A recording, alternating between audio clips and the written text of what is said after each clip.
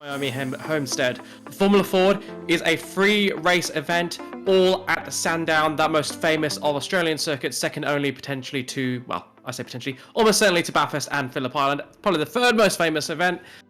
And here we are live for race 2. We're unable to bring you race 1 due to some technical issues, but we are live for race 2, and the cars are off to a rip-roaring start. Smoke all over the field. Trying to get these cars off the line is not easy. There's no traction control. It is very difficult. Watch them going 2 by 2 up to the first corner. A tricky left-hander. First lap, it's probably going to be okay, but look for that to be a danger area after lap 1 as cars approach there with a lot of speed, and they just brake a little bit too late and go off deep there. It looks like there's chaos in front of us there. Apologies if the cars are blinking for your stream. I'll do my best to commentate what I can see, but there's a lot of blinking going on. We've had some technical issues trying to get the CPU load within a reasonable level on our producer Sam Chapman's computer.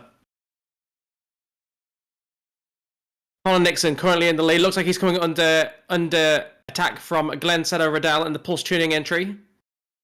Colin Nixon going a little bit wide. They're going all over the curb. He's getting really defensive, having to take an inside line down here. One of the trickiest corners on the circuit. It's hard to explain just how downhill that is and how much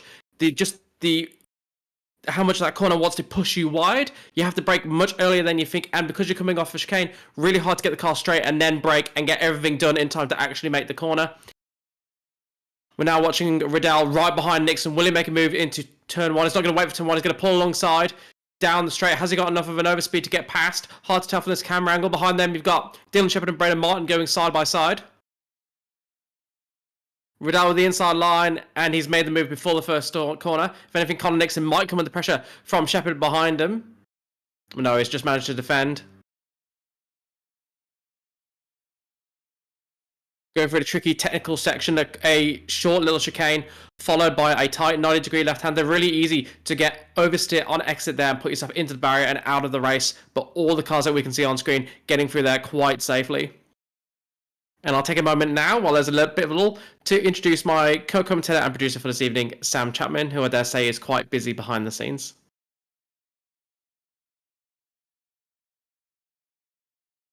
Trying to get everything up and running properly. I don't know why. My computer seems to give up as soon as the race actually starts. It looks alright in practice, and then Liam jumps on for comms and and it all gives up. So, yeah, looking forward to seeing some of these Formula Fords. I've done a few rounds of them, and they are fun once you get the hang of them. But they're a tricky little beast. They are fun. They're almost an amalgamation of a Skip Barber and a Formula V. For those that are familiar with those cars in the service, Formula V being the entry level single seater without wings, very tail happy, very old school, and one of the cars that quite a few of the drivers in the service actually race in real life because it's one of the most affordable forms of motorsport going around. And then the Skip Barber being, of course, very famous because of the Skip Barber Racing School, which is the main racing school in the US that many of the IndyCar talent starts their career in, and they start in those Skip Barbers. But these are Formula Fords. These are a very popular category around the world, including in Australia. And it's really great to see them on racing, providing something a little bit above a beginner level, but still very much an entry level car. I think many people will find themselves skipping the Formula V and heading straight into the Formula Ford. But none of these drivers are skipping the Formula Ford because it's an awful lot of fun. As we watch Pete Matson, he'll race just about anything that the GSRC has to offer. He's got the track all to himself there. Behind him, there's a bit of a battle raging between Barker and Edwards. Edwards trying to put pressure on Barker, but not quite close enough. Thing is, in these cars, it's so easy to make a mistake because they are so tricky. Very, very little downforce. Good old school mechanical grip that you need to rely on. And that leads to cars that feel a little bit less safe than some of the higher downforce variants of the open seaters. Up at the front, Dylan Shepherd's managed to get past Braden Martin and John Merritt. Connor Nixon's down into fifth, so Connor Nixon's fallen behind those threes, the what I should have said. And then Braden Martin and John Merritt looking to go side by side for the chicane. Braden Martin coming out ahead, but John Merritt looked to get the position. Connor Nixon looking to gain some of the ground that he has lost. Currently, Merritt, the fastest man on track. He did a 1 minute 15.45 last lap, which is a lightning pace around here, and quite a bit quicker than those around him by almost half a second.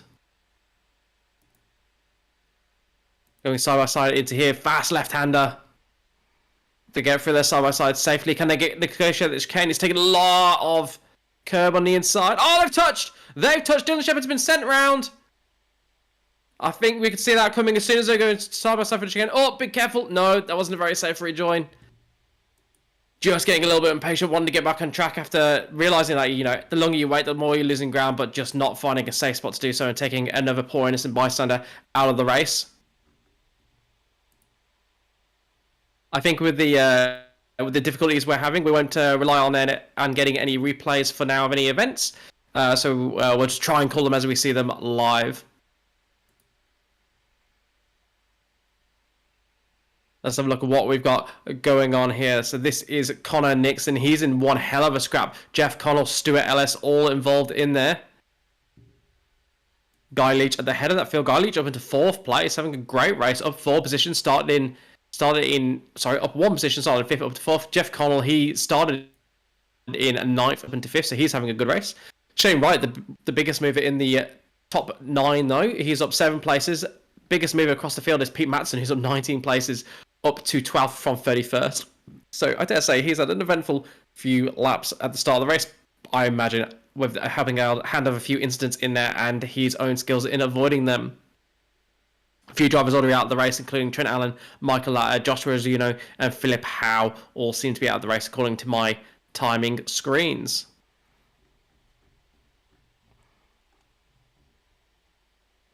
This broadcast, I don't believe it's been brought to you by any particular sponsor tonight, but we have a range of sponsors at the GSRC that bring you all of our broadcasts and everything, including things like race control, getting the servers up and running, and just enabling us to put on Motorsport. And those include those companies at the bottom of your screen: Flash Graphics, Login Systems, Waste Options, West Orange Motors, Blackout Electrical Solutions, and Astute Finance, Insurance and Wealth. Anyway, back to the action. Apologize if I missed a sponsor. I think I've got you all.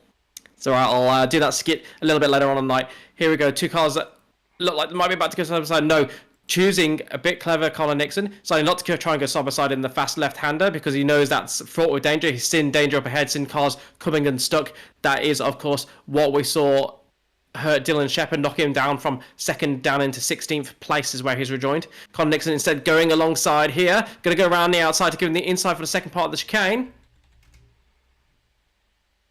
We're getting a little bit of drama. We're going to have to wait to see what happened. Adding to the drama, the unknown. I opened my browser and that was the result. So, yeah, not quite sure what AMD's been up to with my CPU. But it's yeah, not ideal. Yeah, it's in struggle town. It's like somebody's brain when they first try to learn calculus. It's not a fun time. Yes. Just overloaded. Yes, or my brain while broadcasting. I've got some of the drivers in the field will be much closer to when they first learned calculus, and some might even have that ahead of them, so have fun with that. Others will have learned it so long ago that they've forgotten everything, and they're probably glad that they did. We're now watching Colin Nixon, so he's been slipping down from the front of the field. He started in first place, he's down into 8th now, just not got the pace of the cars around him. Which is unusual with Colin Nixon. He's usually one of the fastest guys in the series that he races in. Might do, I say that. Still running in the top 10, so he's still pretty quick. Got a few fast guys in here. You know, it's fast grid when Merritt's only in 6th place. Yeah, that's a good point. I think, new car always mixes things up a little bit too. Some of these guys would have done a hell of a lot more practice than others in the newer vehicle. These have been pretty popular, given they're free and they're a good little car, and it's a pretty good grid tonight actually too. Over 30 in the server, so yeah, good to see. Especially as this one usually isn't broadcast, and it sometimes hits the numbers a little bit. Yeah, bringing you the broadcast here tonight for the first time because it's attached to the Enduro round of the Supercars, which are coming to you from Miami Homestead. That'll be a 60-minute Enduro, and I think the plan at the moment is to also bring you the last event of the season. So that'll be in another 5 weeks' time because that'll be another endurance for the Supercars. And of course, if we bring you the Supercars, we will bring you the Formula Ford beforehand to turn it into a complete Wednesday night of entertainment as we watch Braden Martin providing the entertainment alongside Shane Wright. Not going to go too wide into that corner. Is he going to go for a move down at the bottom of the hill? Someone's off in the background. Who's that? Is that Glenn Riddell? I think it's Glenn Riddell. Yes, falling out of Glenn Riddell, second. yes. Yeah, started in 2nd place. He's now down into 9th, and I believe he's rejoined the circuit. Just looking at the timing, no, not quite. He's still falling down the order. Just falling behind David Christensen, who's up 13 spots from 22nd into 9th place. Let's have a look what happened here. Is it Glenn Riddell? There, and there he goes. And that is a broken Formula Ford. It did sort of look like he was trying to come across a little bit, but hard to see from that sort of view. And even worse, I think that might have been a back marker. Oh, no. Yeah, sometimes quick guys, they try and get past a back marker with a little bit too much impatience. I don't know if that's the scenario, but I think a few people have been there before where you get impatient and try and get past immediately, and yeah, it costs you. Either that, or sometimes the back marker does something you're not expecting, like slowing down in a weird place, or up the front here. So this is the battle for the lead. I just had a look at how red my screens were getting because it was just about 4 abreast there.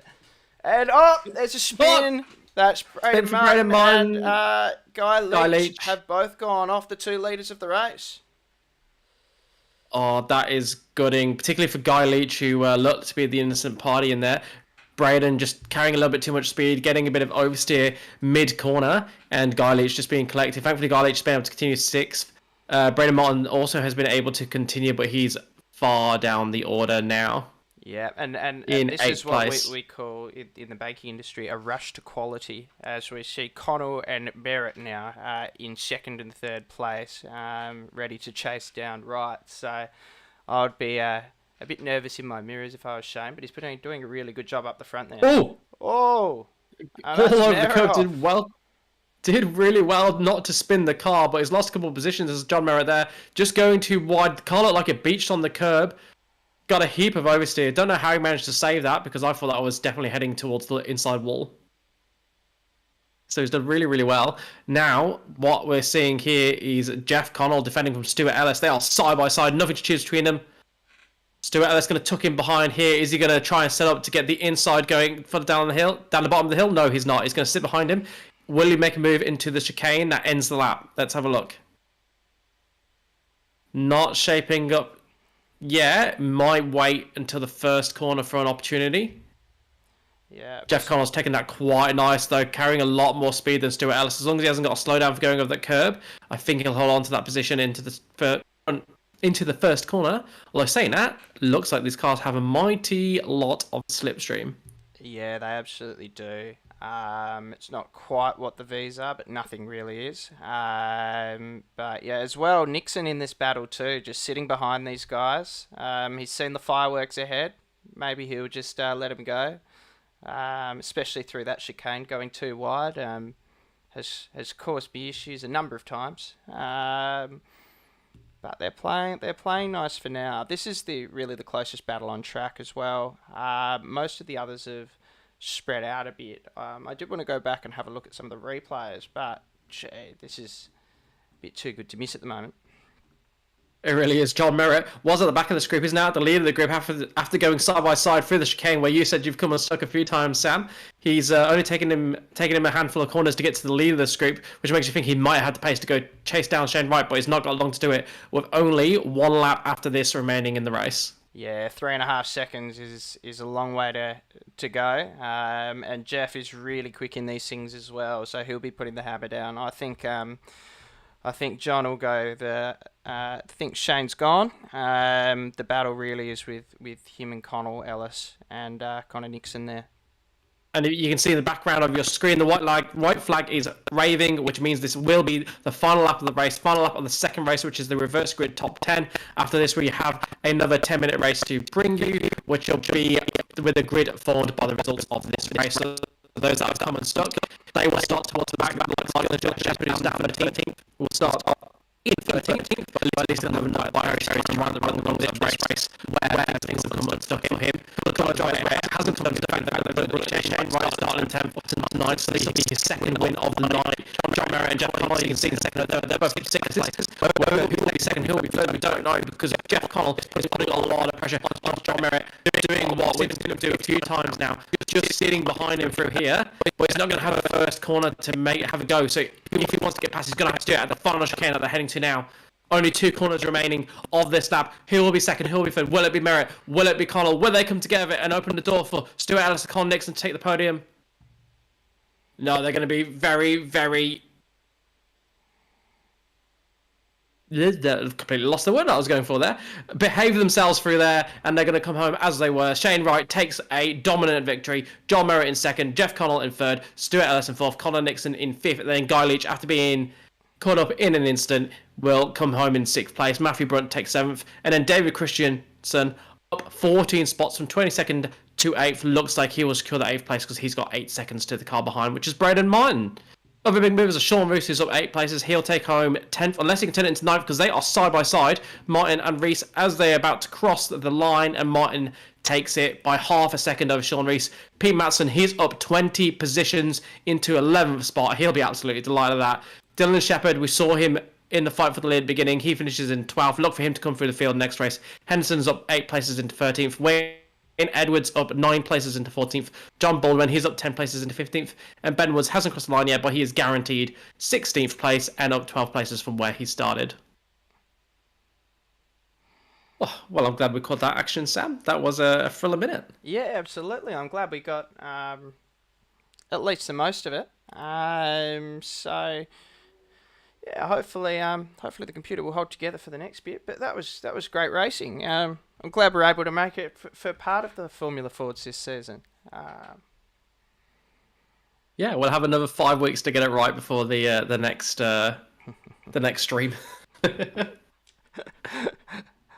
Another 5 weeks for me to tut my CPU into submission. Well, saying that, are you doing are you going to be producing the Endurance Championship in a couple of weeks' time? That's the plan. So, yeah, no, so remind me, did we really have any of those problems in the last race? Might have been No, with the him. grid was a bit smaller than this. It was. Yeah, yeah, it was. So it was probably about. Oh, yeah, it was. It was a few less cars. So, yeah, maybe it is just the number of cars that are causing it. But as well, let's get up the results, or and even look at the grid for the final. Let's look at the results for race 1 actually, because we didn't get to show them. Yes, that'd be good. So these are the results from race 1, which occurred before we were able to start the broadcast. Shane Wright taking the win with Jeff Connell in second, John Merritt in third, and Brett Barker in fourth, less than a second separating the top 4. So, good thing if you're fourth and you've lost 8 points for the sake of 7/10 of a second. That's one hell of a race. Sad we missed that one. And then behind them, another really tight battle. Braden Martin, Guy Leach, and Dylan Shepherd separated by less than a second for 5th, 6th, and 7th place. And we're about to bring you the feature race. And as we do, let's look at the result from the last race and effectively the grid for this race. Shane Wright will take pole position after winning race 2, with Merritt in second and Connell in third. Not much to choose between them. Stuart S will be in fourth, Connor Nixon in fifth, Guy Leach in sixth, Matthew Brunt in seventh, Christensen and Martin will be in eighth and ninth, and then Sean Rees will round out the top 10. Behind them, we got Matson and Shepherd on row 6. And these are the championship points before the start of this round. Brendan Martin in the lead of the championship with Jeff Connell in second and Brett Barker in third, and Sean Doyle and Ben Mars in fourth and fifth. I dare say John Merritt will be moving up that leaderboard, giving his results so far tonight. And I haven't seen Adam Levis or Ben Miles troubling the top of the time sheets here tonight. Brandon Martin's gone fairly decently, as has Jeff Connell. So I believe that battle at the top will still be on. I'm not sure where Shane Wright fits into this. Don't see his name in there. So this might be one of his first times in the series, or we might see his name leap up the leaderboard once drop rounds are taken into account. And they're about to start the grid for the next race, but I don't see any cars. That's because there they are. I was sitting at the finish line and not the start line, apparently. Right. Here we go. Side by side into the first corner. Shane Wright tried to take the lead, trying to hold the lead from John Merritt. John Merritt desperate to get ahead because he knows how fast Shane Wright showed how fast he was at the end of the last race, unable to wheel him in, so he'll be wanting to get ahead and hold him up as much as he can rather than let him get away. Behind him, Jeff Connell and Connor Nixon in third and fourth. Connor Nixon's made a position. He's up into fourth spot. Quite a bit of movement further down the field. Glenn Riddell, he's up 5 spots from 27th to 22nd. So look, looks like John Merritt and Jeff Connell are going to go side by side. They're heading towards the fast left-hander. Are they going to be brave? No, Jeff Connell's going to get ahead before the left-hander, and John Merritt's going to have to sit behind, and this is going to let Shane Wright get away at the front of the field if he can keep it clean, and Connell and Merritt start battling. But Connell looks like he's got a lot of pace here already. Oh, that's a car around in the background. I think that's Kevin Henderson going around. Yes, he's dropping down the order, as is Wayne Edwards. So I wonder if the two of them have come together at the bottom of the screen, or if Wayne Edwards has come unstuck trying to avoid Kevin Henderson. Here watching John Merritt, Jeff Connell and Shane Wright in a freeway fight for the lead. Merritt at the back of this pack. He's going to get a mega slipstream going into turn 1. Not setting up for a move though. He's going to sit to the outside and make sure he takes the racing line. Connell is going to take a slightly defensive line, but not too much because he knows there's not really much of an overtaking spot. Behind them, Guy Leach and Connor Nixon are swapping positions into turn 1. Braden Martin, Dylan Shepherd's up 4 places from 12th to 8th. Look for him to try and get into this lead battle as quick as he can because he showed tremendous pace in race 2. Looks like they're going to go 3 wide in the background there.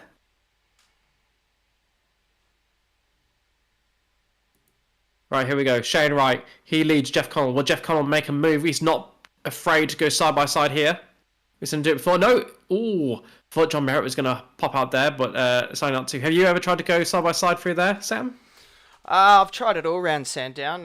It's been with limited success sometimes, but I think I've tried to go side by side. I've also encountered a car that was horizontal through there at one point, which was not a great outcome for anyone involved. No, just going to call out Guy Leach and Dylan Shepherd. That was a smoke we saw in the background while Sam was talking. They've both fallen down the order And jumped to pitch.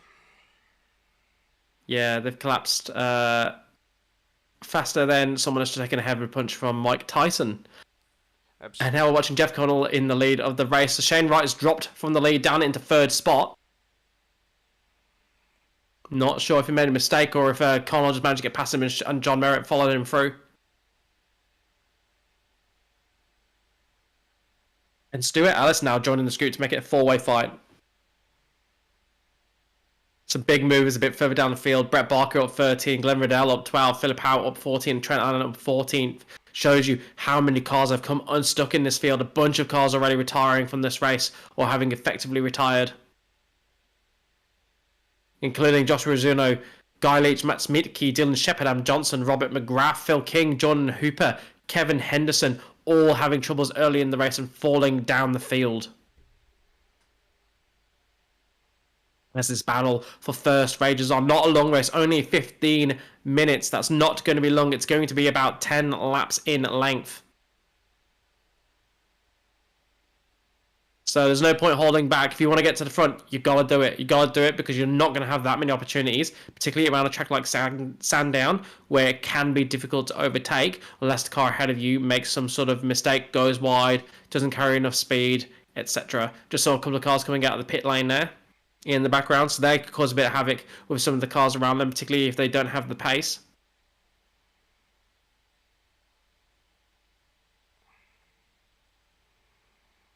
So John Merritt putting in the fastest lap of the race, 1 minute 15.3. His lead is up to half a second. Thing is, with these cars are so much slipstream, it's going to be really hard to build a commanding lead at any point unless the cars behind you are battling and basically ruining the effect of that slipstream from between themselves by battling in the corners and giving up the speed that they had gained on the straight.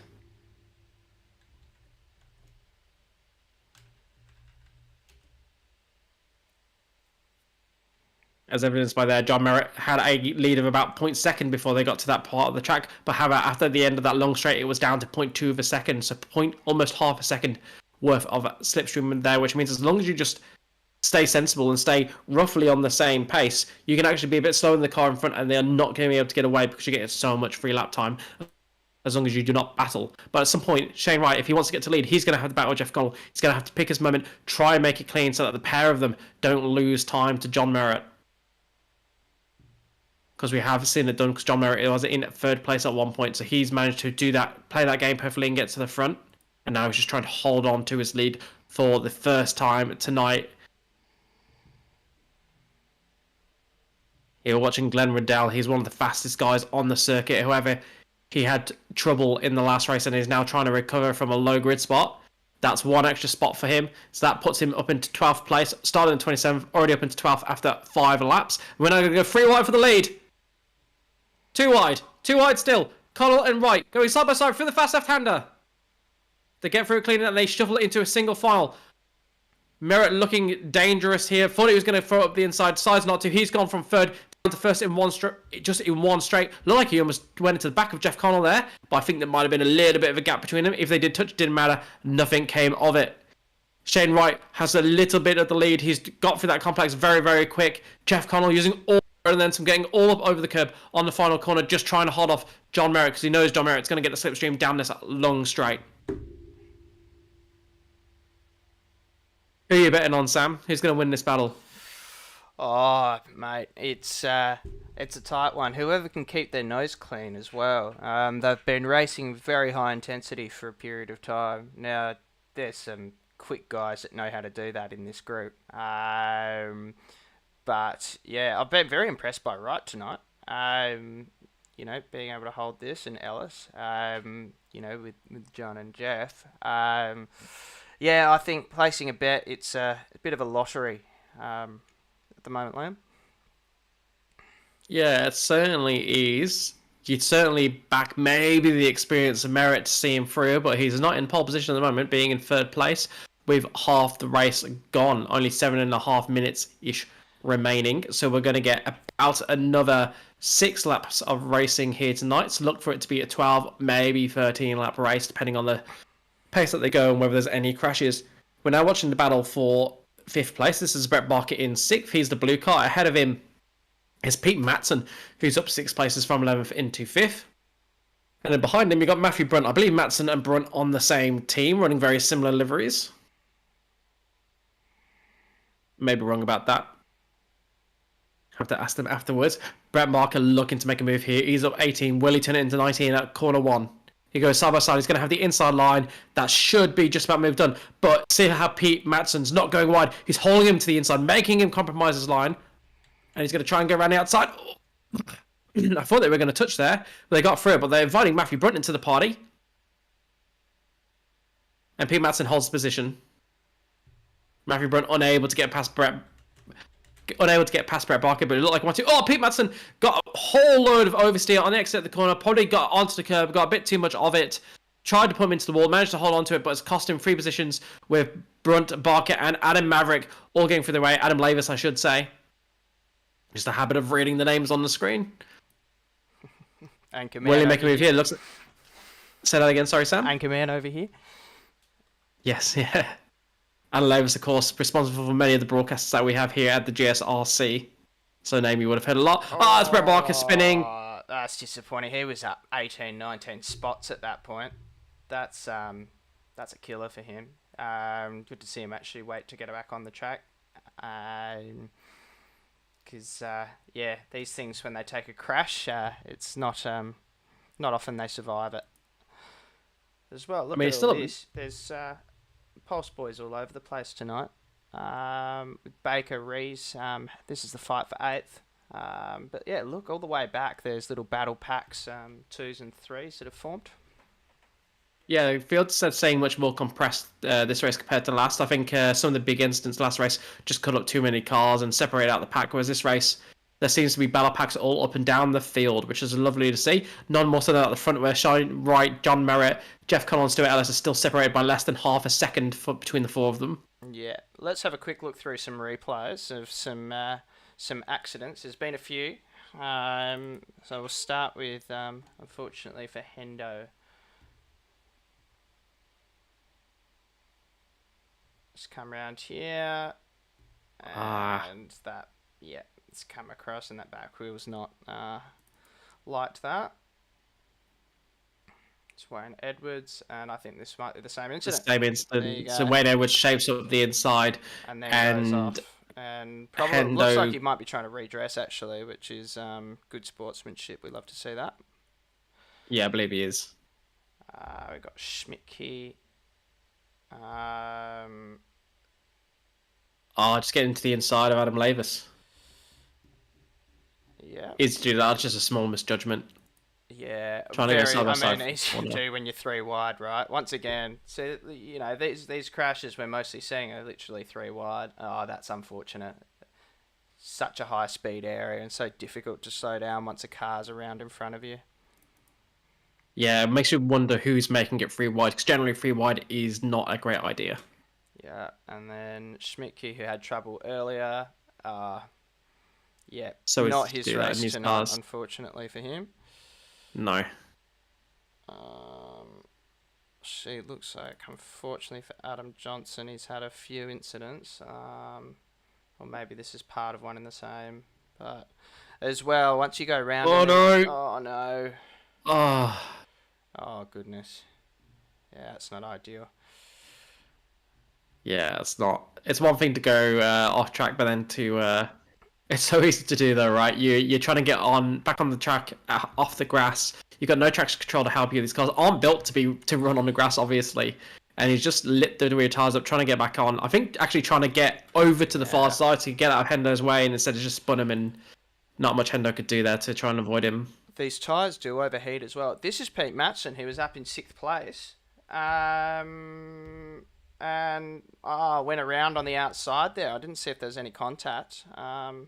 Just have another quick look from the top.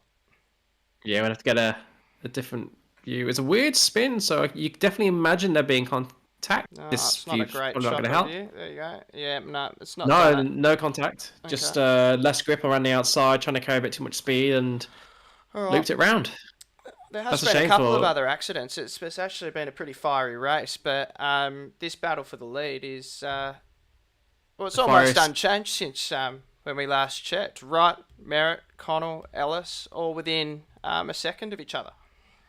And look who that is, just Oh, that's a back marker. I thought there was a fifth car getting into the fight then, and then I looked at the screen and actually fifth place is Adam Lavis, who's up 13 spots, but 13 seconds behind this group, so he's not going to be making this a five-car fight. Made a John huge Merrick thing ahead. Look at that. It's 13 seconds in a 15-minute race. It's incredible. These guys. They must have been working together. They haven't had an accident, so they've clearly been smart enough. Touch wood. Lavis and Riddell have come from the back of the field as well. Lavis coming from 18th place and Riddell coming from 27th. Yeah. So they've wow. Yeah, so even just accounting for a bit of the the attrition and a bit of the how the field separates in those early laps, that accounts for a lot of those 13 seconds, I would imagine. Absolutely. So what they've stopped playing nice and taking the safeties off, haven't they? Multiple lead changes this lap already, with Merritt taking the lead at the first corner and now Shane Wright taking it back. They're realising it's about time to pull the plug, because there's only going to be one, maybe 2 laps after this, depending on how our friend in race control is feeling or whether he decides to wave the white flag at the end of this lap. I'm not quite as good as Zach with the Zaculations. Not quite as up to date with how it all how the calculation is done for when we get an extra lap. Is that a white flag? I see it is. It's a white flag. This is the final lap of the race. Wright leads from Merritt, from Connell, from Ellis. All of them in the battle for the lead. Who will take it at the end of this lap? Merritt shapes up on the inside. He's going to go for it. Oh, he's got touch. He's got hit from Connell and behind. And Connell's been cleared, taken out by Merritt. Oh, talk about reaping what you sow, though. So Connell there looked like he got into the back of Merritt, and then Merritt sent spinning, hit Connell. Connell's been able to keep going, though. His last 1.5 seconds to Shane Wright. So Shane Wright in pole position for the victory here. 1.7 seconds ahead of Connell. Merritt's still in third place. Don't know what happened to Stuart Ellis. So unless it was Stuart Ellis that got hit, because Ellis is down in fourth place. We'll have to have a look back at that in a sec. But what a night from Shane Wright. These last 2 victories. What an excellent showing with some really, really tough competition. Connell's still 2 seconds behind. So as long as he holds this together, he'll take this home. This has really split up that front pack. Now there's a good 3 seconds between each of them. But I was so far ahead of Maverick behind, Lavis behind, that there's not much happening. Although Connell's had a problem. Has he, or has Merritt just been able to make an overtake? Wow, Merritt looked like there was a couple 3 seconds between behind. them. So, yeah. He might have redressed it. Unless he lost all his pace. Yeah, we'll have to have a look back at that. He might just have redressed it because he did cause that incident at the first corner, I think. Okay, let's have a look. All right, let's see what happened here. Yeah, he's just redressed it. Good on him. Good to see. Good to see. There is race control, I think, in tonight. I think Dan Laundy is in there, which is always handy. We love to have live race control, so thank you to him. Yeah, thank you very much, Dean. The club put a call out for more volunteers for race control not long ago, and we got a fantastic response. And I believe there's 5 or 6 people in conversations with the community to start performing race control duties. Yeah, so he's just got a touch at the back there. Oh, no.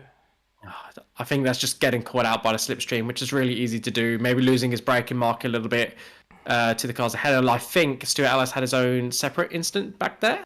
Potentially. Maybe, I mean, they were lucky not to get damaged there, I'll tell you. Let's look at that again and let's see if we can focus on what happened to Stuart Ellis. Okay. Whether he got touched or whether there was a bit of a sympathy spin. So this is Ellis. So Stuart Ellis is a little bit back, so he's waiting to see the... And then... Oh, yeah. Yeah, he has a sympathy spin trying to avoid. Yeah, he's just asked a little bit too much of those rears trying to avoid it. Yeah. But, did a good job not to, once again, damage a car, though. So that's a classic, because, of course, you set your entry speed based on what you think your angle for the corner is going to be. And then there's an instant ahead of you, and all of a sudden you have to tighten that angle, and you just hope that you've left enough of a... in the tank to be able to go a little bit tighter, and that time just not enough in the tank, and unable to run that turn line without exceeding the amount of grip in the tyres. Okay, so some great racing until that final lap, though. Well, let's get up the results. Actually, that's probably what we want to see, isn't it? Shane Wright with the triple victory. Don't need to see the results for that one. He's had an absolutely stellar round. Kept it clean and took 3 deserving victories.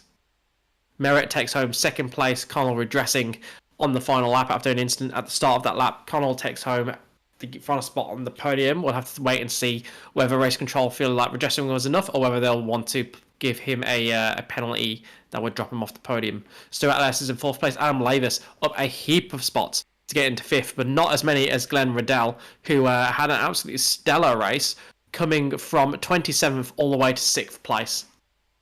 Matthew Brunt is then in 7th with Tony Baker in 8th spot. He's up 11 spots, so he's also had a fantastic race. Sean Rees up into 9th, and then Trent Allen up 21 spots from 31st into 10th spot. I dare say if you told him he'd get a top 10 finish at the start of that race, he would have absolutely bitten your fingers off. We've then got John Baldwin in 11th place, Brett Barker in 12th place, Ben Woods in 13th, Greg Padgett in 14th, Wayne Edwards in 15th, Philip Howe in 16th, up 14 spots, Jonathan Hooper in 17th, Michael Ladder in 18th, Brendan Soper in 19th, and then Phil King in 20th, and I believe below that we get into cars that had multiple incidents. Just judging off my timing screen.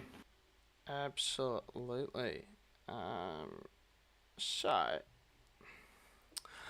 We haven't had anyone jump into the comms box as of yet. So I think what we might do, Liam, is take a bit of a break before we do Supercars. I'm going to madly do some tech support and see if I can work out what is going on here with the broadcast and the computer. I'm also seeing apparently there's no car sounds, and there's car sounds on mine, so I'm not sure what's going on there. We'll have to work through it. Yep. So I guess we'll see everyone back. That race starts at 9 o'clock, so we'll be back on broadcast about 8:50, 8:55. Until then, we'd like to thank the sponsors for the GSRC that are going across the bottom and top of your screen. Astute Finance Insurance and Wealth, Login Systems, Waste Options, Flash Graphics, Blackout Electrical Solutions, Fisher Door Lawyers, and West Orange Motors. And Waste Options, I cannot remember if I said them already.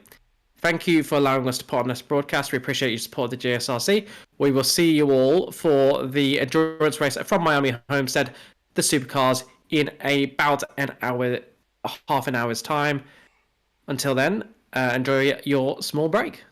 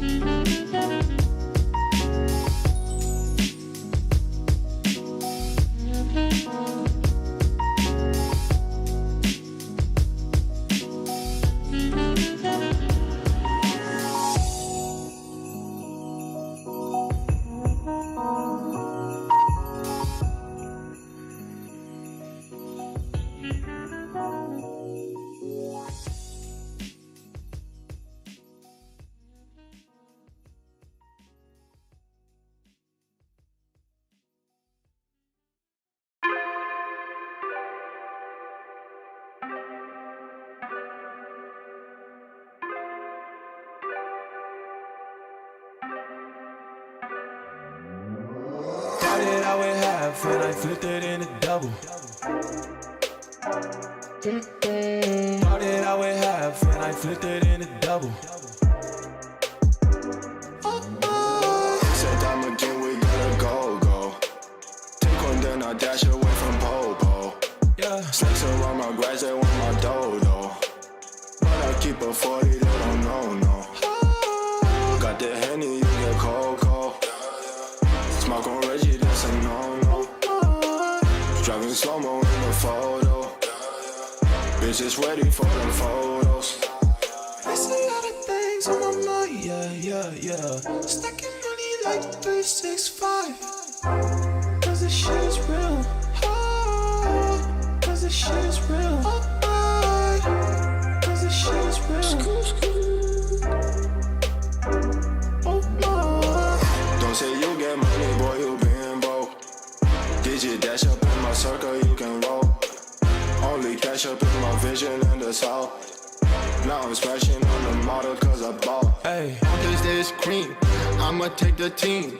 We gon' be hot like steam. I just got the dreams, I know what you mean. It's all funny to the fleet, I get 50 to my G.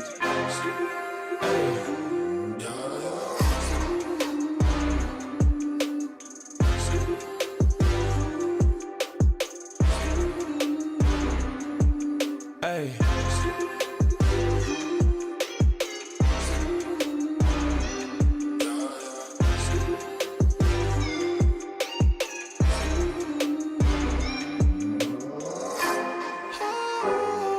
Cause this shit is real.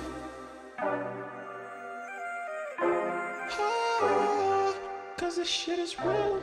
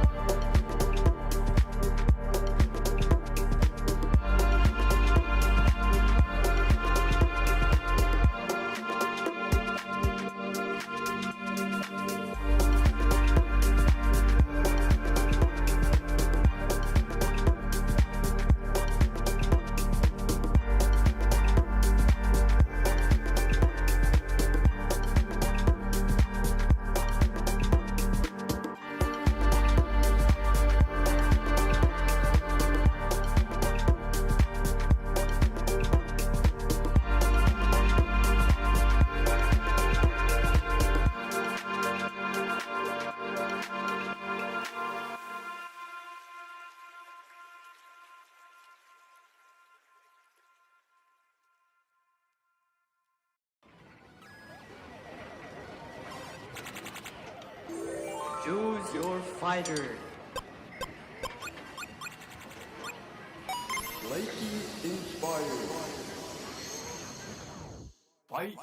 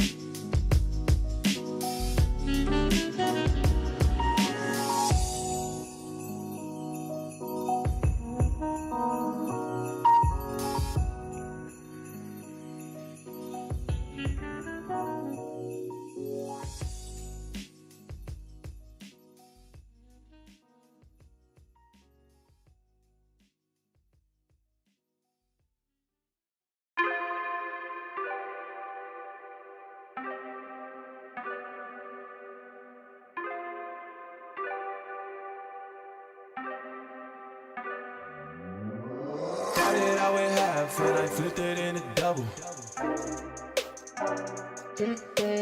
Started out with half and I flipped it in a double. Said time again, we gotta go. Take one, then I dash away from pole. Yeah. Snakes around my grass, they want my dodo. But I keep a 40, they don't know. Got the Henny, you get cold. Smoke on Reggie, that's a no. Driving slow-mo in the photo. Bitches ready for the photos. I see all the things on my mind, yeah. Stacking money like 365. Cause this shit is real. Cause this shit is real. Cause this shit is real. Don't say you get money, boy, you been broke. Digit dash up in my circle, you can roll. Only cash up in my vision in the south. Now I'm smashing on the model cause I bought. Hey, Cause this cream, I'ma take the team. We gon' be hot like steam. I just got the dreams, I know what you mean. It's all funny to the feet. I get 50 to my G.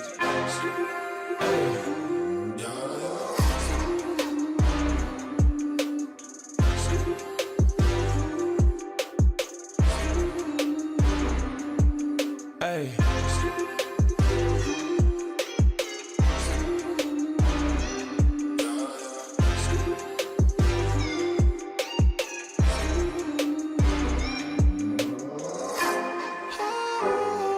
Cause this shit is real.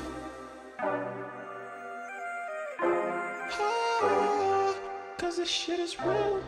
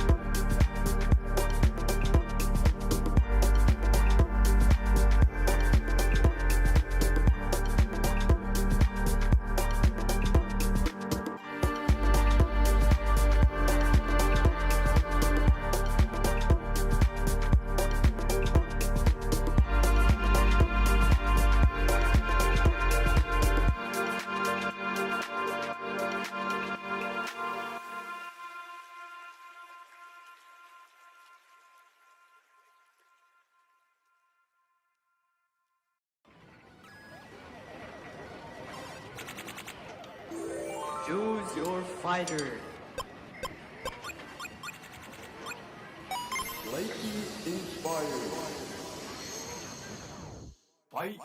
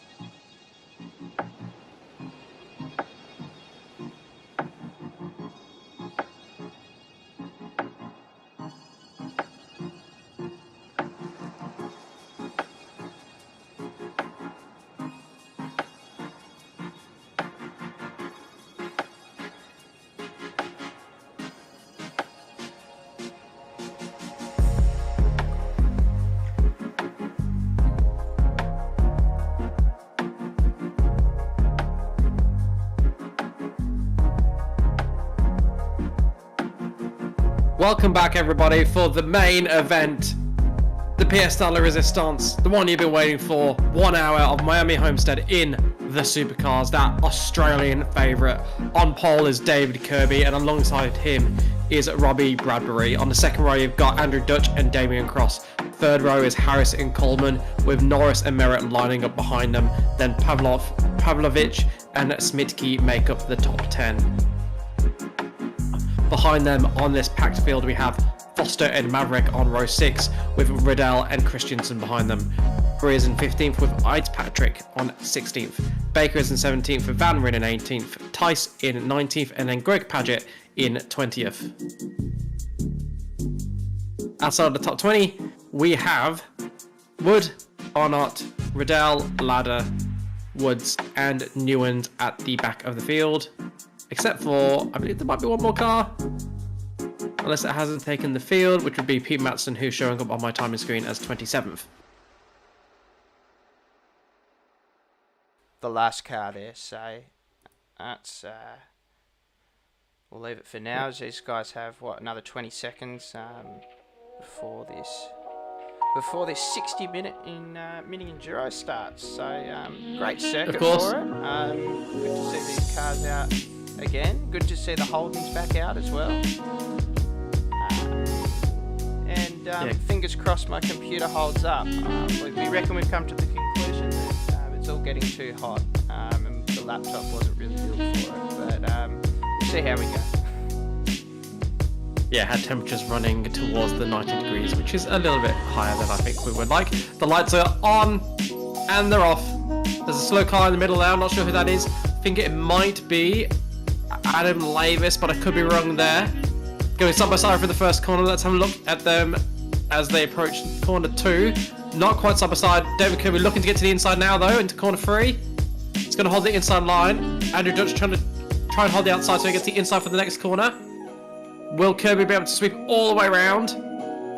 They're still side by side. This is not over yet, although I think Kirby's just going to pull ahead through this straight, with Bradbury looking to get involved behind them. Down further in the pack, they're going side by side for 5th and 6th place. Coleman and Cross swapping positions down that straight. Behind them, Foster's up 2 positions, as is Riddell, up 2 positions into 11th place. Fitzpatrick is up 2 places as well. Starting to form a single line now. These supercars quite wide, hard to go side by side for too long as they approach this tight hairpin. So you got Andrew Dutch in the right and blue car, crossing that line as much as he dares without getting a slowdown. David Kirby is in the black and red car out front. And then Robert Bradbury is in the red and white car behind. Yeah, as well, I'd like to thank the commenters from their advice. As we have a car off the track as well, that would be Bradbury, who's dropping down the order there, down to 5th now. But yes, thank you to the commenters.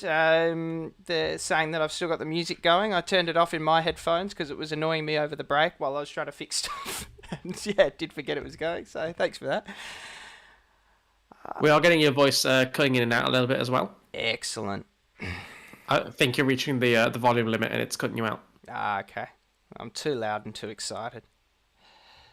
As you should be when you're watching supercars go around Homestead Miami, and we're in for it for another 58 minutes by my count, which is brilliant. First time we're bringing you the supercars this season. Hoping to bring you them again for the final round of the season, unless we can find a sponsor, in which case we'll bring you all of the remaining rounds.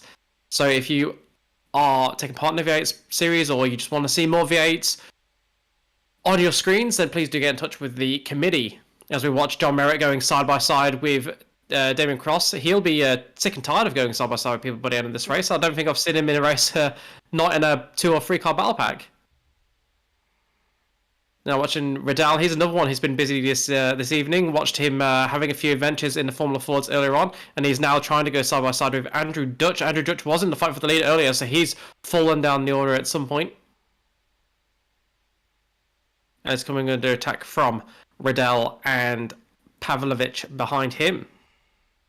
There's a car on the inside there. That looks like that is...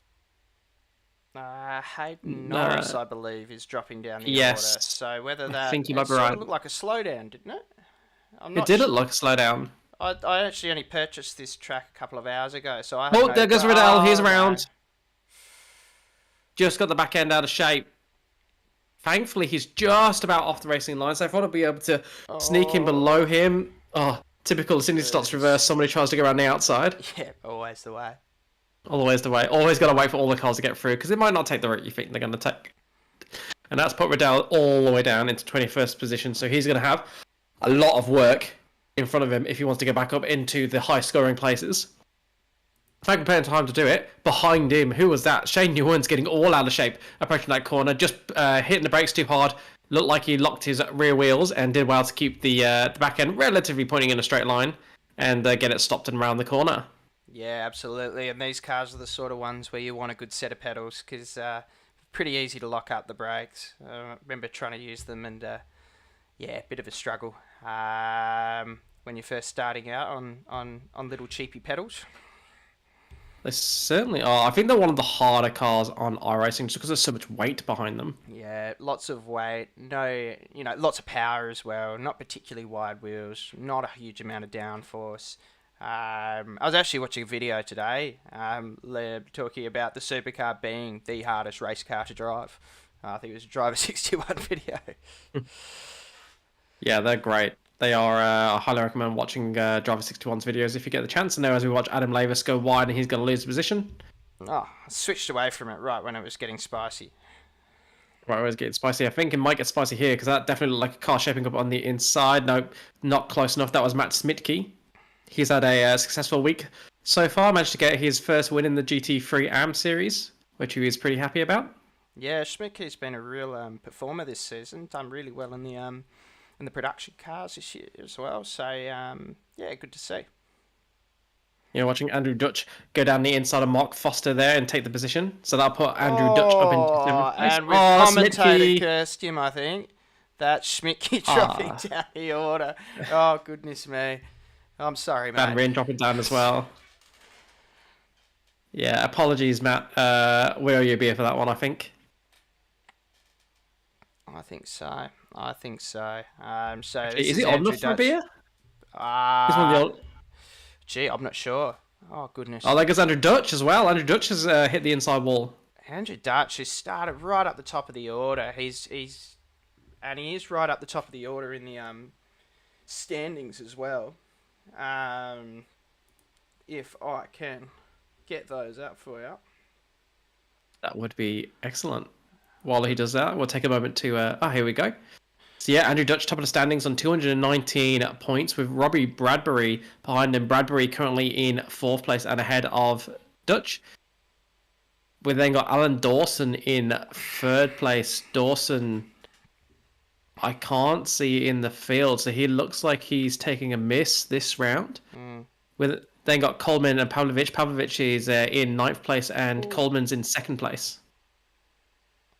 Yeah, absolutely. And this is actually a class series as well. So that's the standings for the elite class. The development series is led by Adam Lavis by quite a margin, mind you. I'm not sure how he's snuck his way into the development series, but he actually does the numbers. So, yeah, maybe much to think about there, maybe, Adam.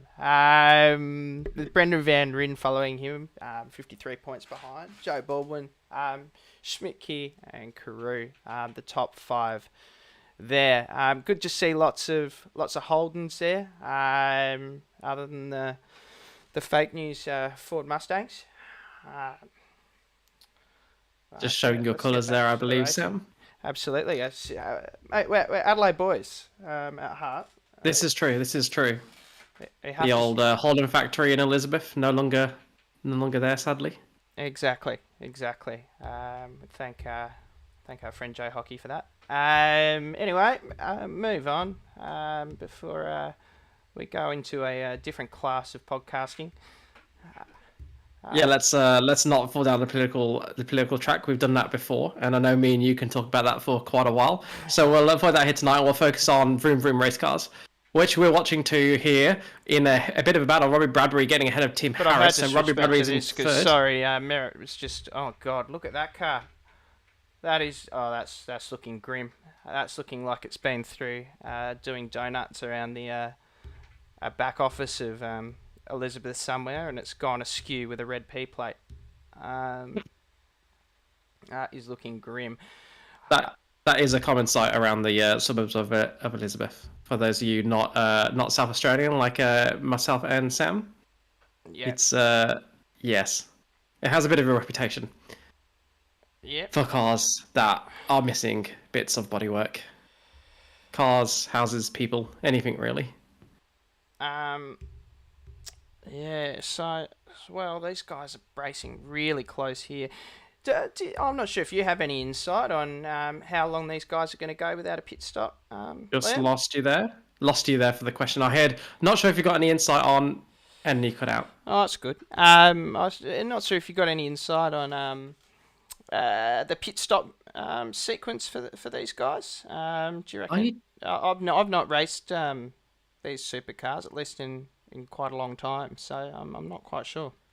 It's not a car that I can drive around the track for enough laps without spinning to get a handle on what the what the fuel system is. It is not a car that merges well with my driving style. Yeah. So no, it's going to be a complete mystery, which is all the more fun for us to find out as we go through the night. Only 2 cars pit so far, and that's David Christensen and Dave Riddell in 20th and 21st spot, and I have to believe that's not scheduled. What I do know is the cars have got a 50% fuel limit. Yeah, okay. I just saw that, I think it was Rundle and Tice had an incident that's under investigation too. So, let's see Race Control earning their keep. I think they will tonight, and they would have in the Formula Fords, I'd imagine as well. So we're just watching here on screen David Kirby, who is your leader of this race. He fought off a couple of early attacks, and has got David Coleman behind him by about half a second, so certainly not a comfortable lead. But Coleman, from what we've seen, not looking to put the move on quite yet. I do wonder if there'll be any fuel saving going on. As we've seen often in the GT3 class, it's good to sit behind the car if you can, rather than be that lead car. Just take that fuel saving and then sort of make the leap during the pit stop phase, and use your that bit of extra fuel that you save to reduce your pit stop, come out ahead, and then take the win from there. Yeah, absolutely. So I do wonder whether These guys have put almost 4 seconds on Bradbury behind as well, given all the chaos early on. So good performance by these two. They'll be pretty happy with this start. And let's see if these 2 Holdens can hold it together against the 4 Fords behind them. As we see, this is Dutch and Riddell. Riddell on the outside here. Dutch trying to take that inside. Very wide track. Hard to really know where the track actually ends there, given in America they sort of just ignore the painted lines and curbs and just sort of drive wherever there's not grass. I tell you what, you see your car on the inside doing that, then you do that the next lap, don't you, though? Because he would have gained a fair chunk of time just cutting out that bit of corner. Yeah, you'd imagine so, unless it unsettles the car through there. It's it seems like a fairly tricky circuit, and being American, it's probably bumpy as well. They don't seem to. I don't know if their steamrollers aren't up to scratch or what, but their road management does seem to be limited on their racetracks. Oh, you love a bumpy circuit, though. That's one of the great things about Belle Isle. It's so bumpy. It's such an absolute physical event. Even in the sim, you can feel how physical it is compared to the smoother racetracks. It's actually insane how bumpy that track is, and it makes it so much fun. You can really feel the tires as they go over the bumps and where you're getting grip and where you're not. It's a wonderful experience. It's definitely one of my favorite tracks on the circuit, as are some of the other American tracks, because, like you said, the bumps just add character for me. Yeah, it absolutely does. You've just got to have full trust in your ability and in the vehicle as well, and have those quick reactions. Because otherwise, as well, with something like below, you just end up straight in the wall too. So it can go wrong very, very quickly. But these guys, there's been a couple of accidents, but nothing absurd. Actually, that's probably a good segue. Let's have a look back into some of the replays of accidents from the start. So you're cutting in and out again, Sam. But I believe what Sam was trying to say is that we're going to go and have a look at replays of some of the incidents we've seen so far in this race. So have a look. This is at Glenn Riddell. Oh. Losing the rears under braking. Yeah. So we did see that one live. It did. And then he's about to reverse just as a car tries to go around the outside.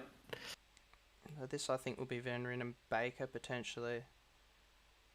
Oh, yeah. Oh. Yeah, okay. So he's just sort of locked up there. He's actually done a pretty good job to keep that where it was and just sort of stop the car, to be honest. That's not that easy to do once that starts sliding. Yeah, he's made it about as predictable as he could. Just eyes a bit bigger than his... as well. Than his, 10-second penalty to Rundo for contact with Adam Tice in lap 5 as well. So yeah, that's that change in gradient there. I reckon taking him out, he's just gone in on a bit of a wrong angle with a bit too much gas. Okay, been a few off tracks as well. See what happened to Adam Tice. This might be his incident. Oh, this is already deep in him being off the track, unfortunately. Let's have a look how that started. Okay. Adam Tice representing the Boomers boys who always have... yeah. Yeah, he just got That explains bodied. the penalty. That is... Yeah, you could see what he was trying to do, you know... Rundle just sort of mucked up his braking and went, I've got to try and avoid the car ahead, and has taken that inside line, and right there is poor old Adam Tice, who would never seen it coming, really. I've never known, there's no other sport like motorsport where you can do everything right and somebody else mucking up just completely takes you out. Yeah, absolutely. It's unique in a number of respects. I find it interesting, the aspect that drivers sort of... so Merritt going a bit hot there too. Those Pulse guys having a few troubles there tonight. Yeah, unusual to see Paul struggling so much. They're usually pretty strong in everything they're racing, so interesting to see them struggling on this track. Mind you, it's not a track that we see very often, so it could just be a bit of lack of familiarity that we're seeing play out. Oh yeah, potentially. Dutch going deep in there as well. Yeah. Interesting to see from Dutch because he is leading this championship. But we've seen, and then spinning as he just well get out of the wall in the end. He's having a nightmare run at the moment, isn't he? So he's in 11th at the moment, which could be a lot worse given everything going on. Makes you wonder if he's driving a little bit frustrated at the moment after that early mistake, trying to find time to make up for it and get back into that lead fight and just pushing a little bit too hard. I was watching Van... Yeah. We're going to see a few of those tonight, I think. These cars are so difficult to control. As Sam said, they're regarded as one of the hardest cars in iRacing. And you can see why they're heavy. They're difficult to brake. It's easy to lock your brakes up. You have to brake quite early because they just take a while to slow down. They got a lot of power, so it's easy to get. You basically got frets at every part of the corner. You can get it wrong on entry with your brakes. You can get it wrong on entry carrying too much speed in your spin. You can carry a little bit of too much throttle mid-corner and you can spin. If you go too deep on the brakes, you spin. If you get on the throttle too early on the exit of the corner, you spin. It's one of those cars where at no point in any corner phase are you safe from a mistake. It's not like other cars where the GT3's got traction control, so they're quite hard to spin on entry. Not like the open wheelers where you got so much downforce that again they're fairly hard to spin on entry, hard to carry too much speed. If you're going to spin, you generally spin them on the exit because you like the rear tires. These cars, they are heavy. They have some downforce, but not that much. Every corner and every part of every corner is a danger zone, and we are seeing that playing out here tonight with the amount of mistakes we are seeing for some of the fastest drivers in the GSRC. Yeah, it is nice to see the GSRC throwing its hand into the arena in terms of Supercars championships in Australia, though. Yeah, absolutely, and just you saw that there. He was completely out of the corner there, Brett, and so easy to just give it a bit too much throttle and straight into the wall. They're a beast to drive these things, which is the reason I'm here talking to you and not out in the sim. Yes, yeah, definitely. I think this is the right side of the commentary racing fence to be on tonight because it's looking very, very tricky out there. Lots of cars having to make unscheduled stops to get repairs. Lots of cars just driving around wounded, and very few have made it through this race unscathed. Those that have, Coleman and Kirby are the standouts. They're first and second. Robbie Bradbury, he's in third place, and then Tim Harris in fourth. And the three of them, they're all separated by about 2 seconds each, and then they've got about a 5 second, maybe even 6 second gap to Damien Cross in sixth. So you've got a top four, and they are the class of the field currently.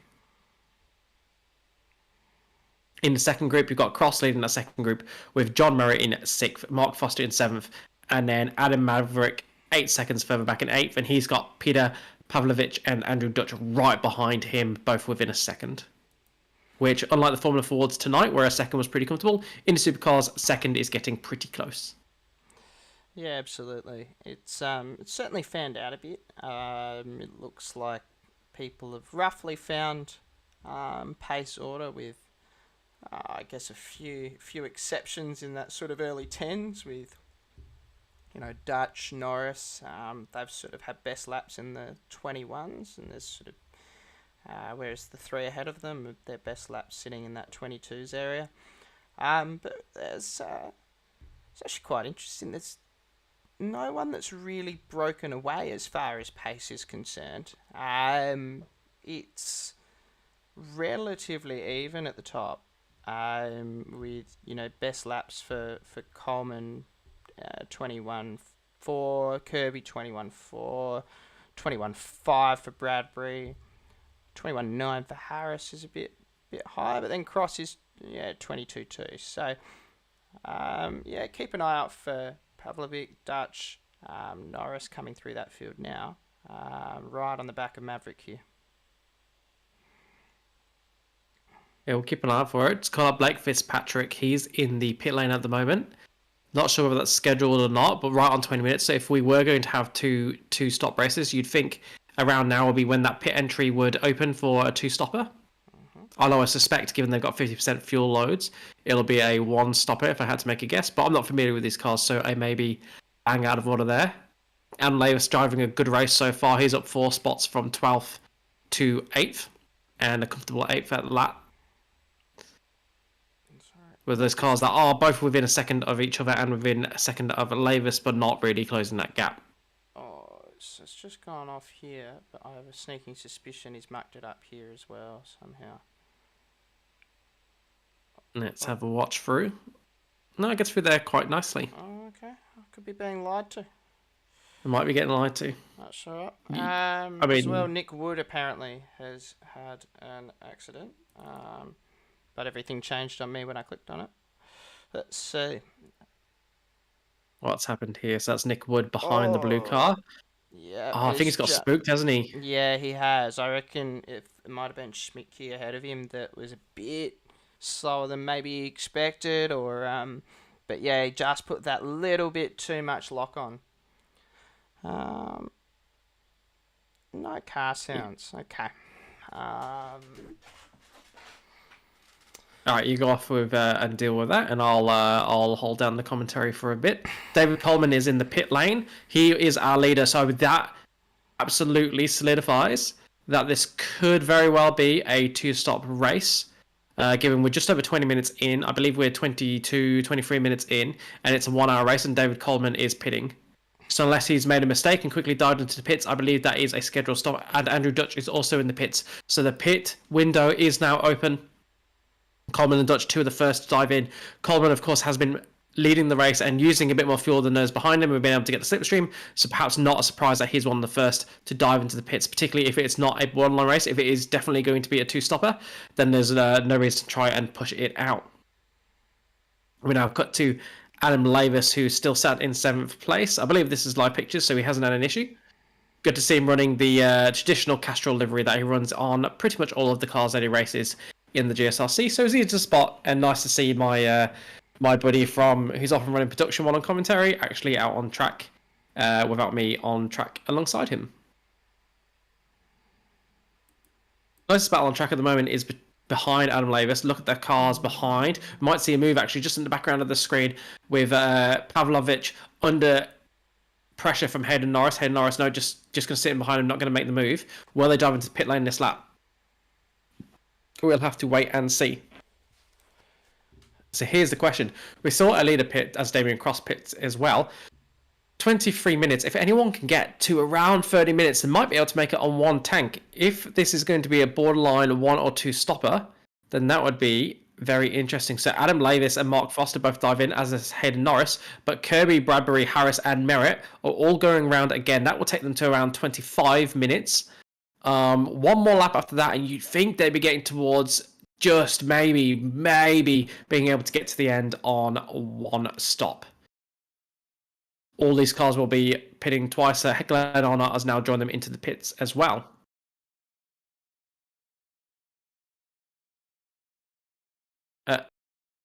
Not sure if you're talking to me, Sam, but I'm getting something for your microphone.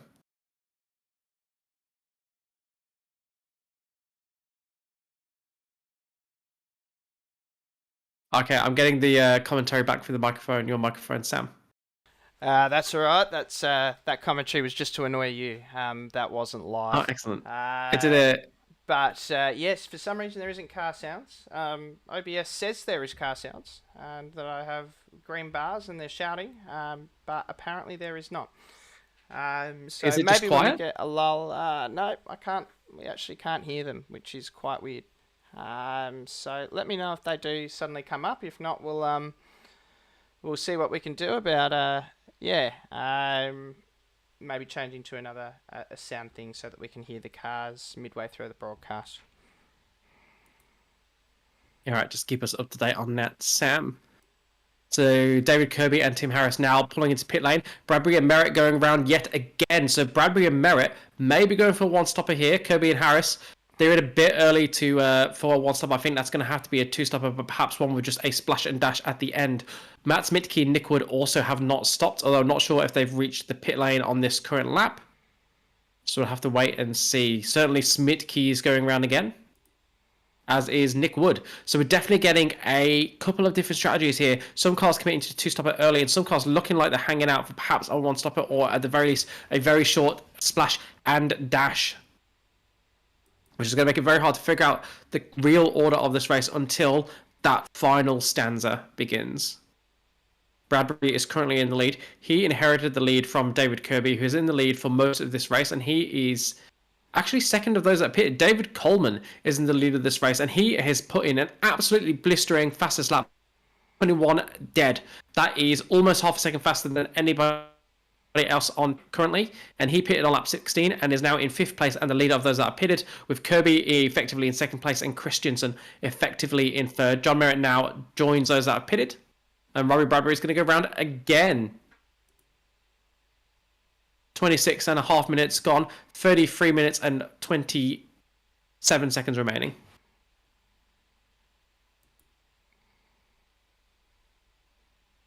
So we're going to have to wait and see where Bradbury and Merritt come out in regards to Coleman. Watching Coleman on screen, he's going to come out ahead of Merritt, who's still in pit lane. So I think Coleman is in the real lead of this race once all pit stops have accounted for, because he is 31 seconds behind Bradbury. So with the pit delta, he might just come out ahead. It's going to be mighty close. Yeah, I've just added in the time in pit lane there too, Liam, just as sort of an extra little statistic. Coleman slightly less time in pit lane than Kirby behind. Obviously Christensen's sort of sitting nominally there in 4th, but not really, but with the 22nd time in pit lane thanks to the lap 1 issue. But yeah, all around that sort of 50-second mark, anywhere between about the late 48s and the late 51s. Robert Bradbury is now in pit lane, so we're going to have to wait and see where he feeds out in regards to Coleman, who is remaining on track at racing speed. Bradbury will be still or at pit lane speeds currently, which means Coleman's going to come up on him very, very quickly. There you go. Pit strategies are in the bottom right. Quite a difference, with 3 or 4 laps difference between those that pitted early and those that pitted late. Coleman, the poster boy for those that pitted early, he pitted on lap 16 and he's going to take the lead of this race. Coleman is now your race leader. He is in 1st place Bradbury's still in pit lane in second. Dave Kirby on track takes over him. So Dave Kirby is now in second place. So we've got Coleman in first place, Kirby in second. Bradbury's just leaving the pit now. He's going to come out ahead of Merritt. So Bradbury in third place, Merritt in fourth, Tim Harris in fifth, and then Damien Cross in sixth place. Is your top six after the first round of pit stops, with Coleman the earliest stop and Bradbury the latest stop on lap 20. Nick Wood now also diving into pit lane. So I don't think anyone's going to quite be able to make the race distance on this stop. I think everyone's going to have to stop again unless there is a safety car or some sort of interruption that reduces the amount of laps that we are required in this race. Yeah, well, I mean, I don't see a 1M dench in the server tonight, so I think there will be another stop. But yeah, I mean, you never know with these guys, whether or not they can be very light on the throttle in the final stanza. I guess we'll find out. Feels like maybe if you commit to it hard from the get-go, you might just get it done.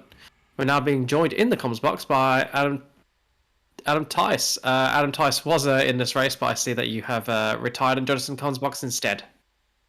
Yeah, hi Liam, hi Sam, hi everyone. How are we? I got involved in an incident on lap 5. I got taken out, unfortunately. So I tried to keep going around for a couple more laps. And then the engine blew, and by the time I towed, I was already a lap down and repairs. So I kind of gave it up for the rest of the night. Yeah, that was unfortunate. We did actually see that. You got absolutely bodied there. Did you see it coming, or did it just sort of hit you and shock you? I had this brief because I use VR, and I had this brief flash in my peripheral. I thought, oh no, here it comes. And so yeah, unfortunately, the other guy couldn't do much about his off and collected me, and you know that's the way it is. Yeah, and I'm not by the time I would have got back on the track, I would have just been having to move across for blue flags all the time. So it's just best to stay out of everyone's way, I think. Yeah, absolutely. Why not add another voice to the comms box? Love to have you with us. Is it as tricky as it looks out there? Because we've seen a lot of cars having incidents. Yeah, it is tricky. I'm not very good at the best of times, and so I try and give these a red hot go as I can. But they are tricky, particularly if you're off camber. So the guys are managing it pretty well. I'm pretty jealous of the guys up front, David Coleman and Dave Kirby, Rob Bradbury doing their 121s. I could only manage a 124 in track limit, so full credit to those guys. But they are pretty tricky to handle, yeah. Yeah, so if it makes you feel any better, at least you were having a clean race, because I think, other than maybe Coleman, Kirby, and Bradbury, and I think Harris as well, I think everyone else had at least some sort of incident at some point. Because it's been mad out there. As we're watching Merritt trying to make a move down the inside here on Tim Harris.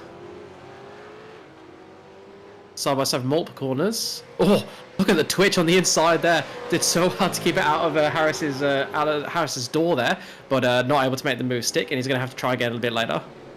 And it does get twitchy at that corner there. You go full on power, and the car wants to turf you into the grass. So we'll probably see that a bit more tonight, where the guys are trying to handle the car. I think it's a case of bit of downforce at play there, of course, and it's wanting to steer off. So you got to be a little bit careful there for sure. And do you know if we're expecting to see tyre dake play a role towards the end of this race? I would imagine so to a degree. It's not a massively degged track, I don't think, and because we're at night as well, I don't think it's going to play a huge amount as it would at, say, one of the other courses, maybe say Sandown or somewhere like that. But certainly, I think you guys would have to be thinking about it at some point for sure. Yes, it's one of those things. It might not be a huge factor for most of the field, but if you are someone that chews through your tyres, then it might become a bit of a factor at the end. And the fact that, as we know, with the V8s, fuel at the same time, so you guys have to calculate. Obviously, if you're doing a splash and dash, you don't want to take tyres, but if you have the room there to make a fill, you'd want to take your tyres at that point. Yeah, I do think most of the field will be doing a splash and dash because they got through to around 25 minutes before the pit stops came through thick and fast. So they'll get them through. If they do that again, they'll get them through to 50 minutes with only 10 minutes to go. They'll only be taking on half a tank. So I think it will be a splash and dash at the end. So I wonder if we will see anyone decide to pit a bit early, use the extra time because of the extra fuel they need to take on to take tyres as well as watch Baker just about keeping it out the wall. As well, good news. We've got some car sounds back apparently. So I've changed something, and it's worked for now. So let me know if anything else breaks. Appreciate all the feedback. Interesting that before that I had car sounds and the stream didn't, and now I don't have car sounds but the stream does.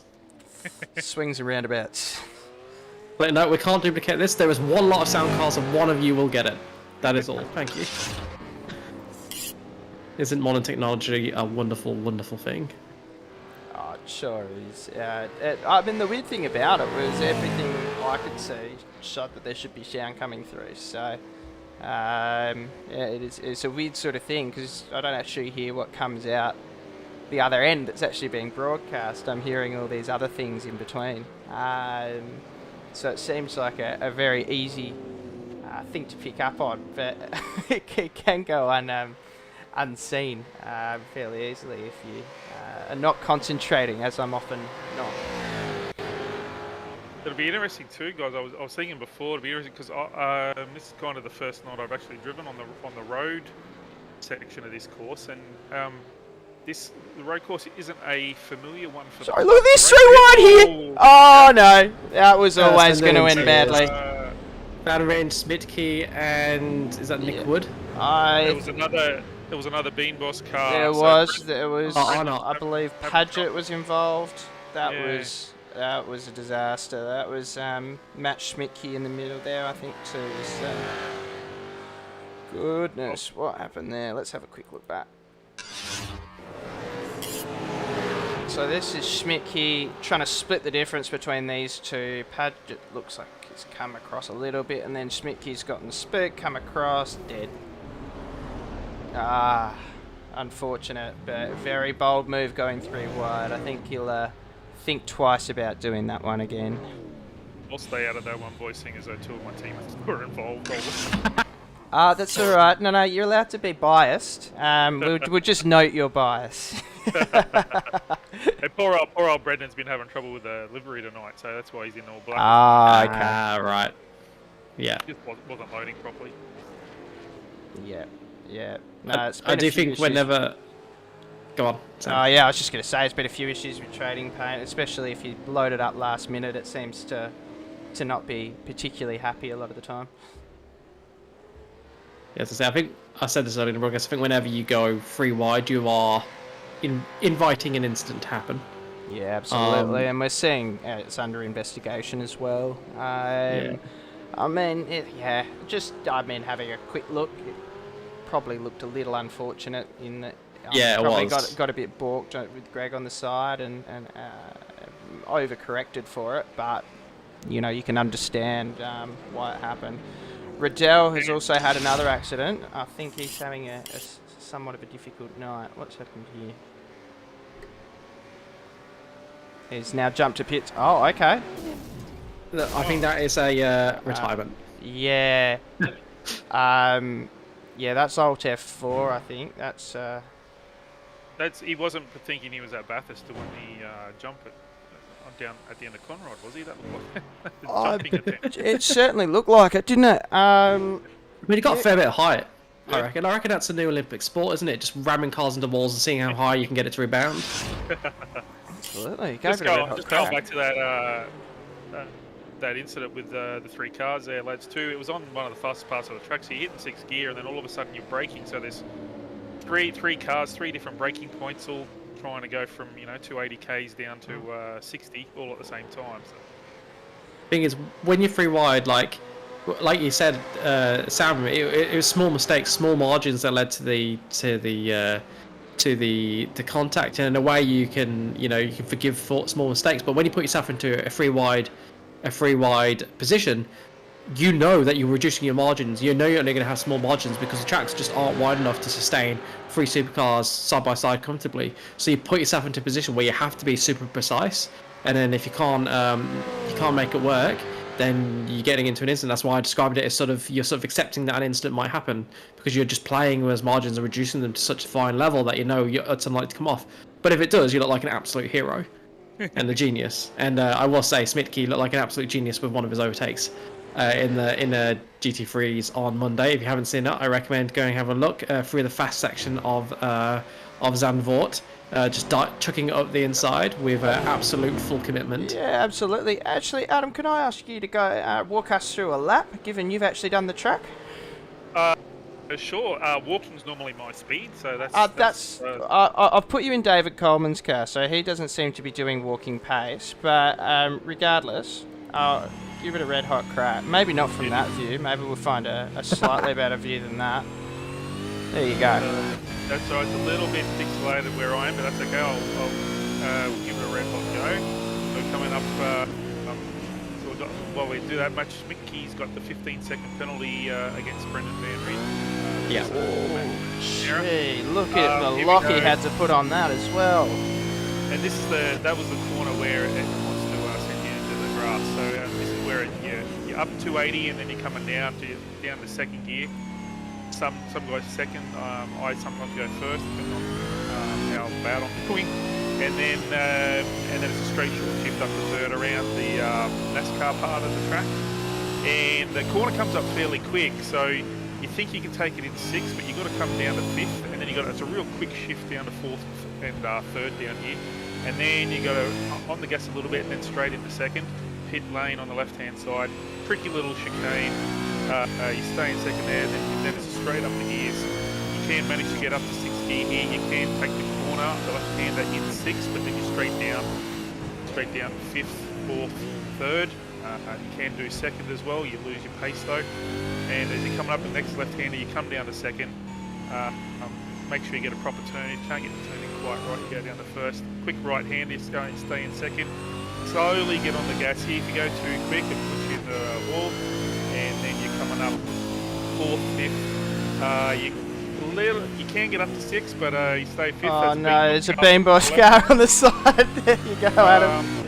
Sorry, I'm not talking to the boys after this. They'll help. Yeah, curse him again. Now we're back in the fourth, second gear again for this sharp left-hander, the hairpin left-hander, and I think that's the lap. Brilliant. That's the lap, isn't it? Yeah. Excellent. So yeah, there is a few corners there, guys, where you do have to ease onto the throttle ever so slightly, because the car just does want to kind of put you into the grass.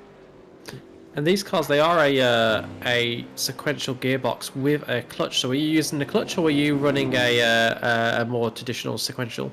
I'm a sequential. I've got enough problems trying to keep the car on the track, so if I have to less things to worry about, the better for me.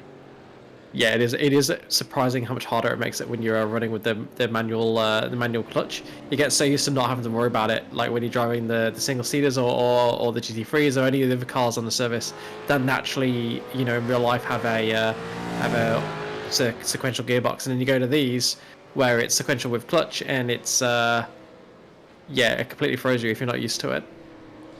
And it is. And obviously the disadvantage with not having a clutch is there's no kind of fuel saving involved, so I use auto blip as the setting. Yep. But I'm not fast enough to worry about fuel saving anyways. As we see Greg, this is Greg, isn't it? So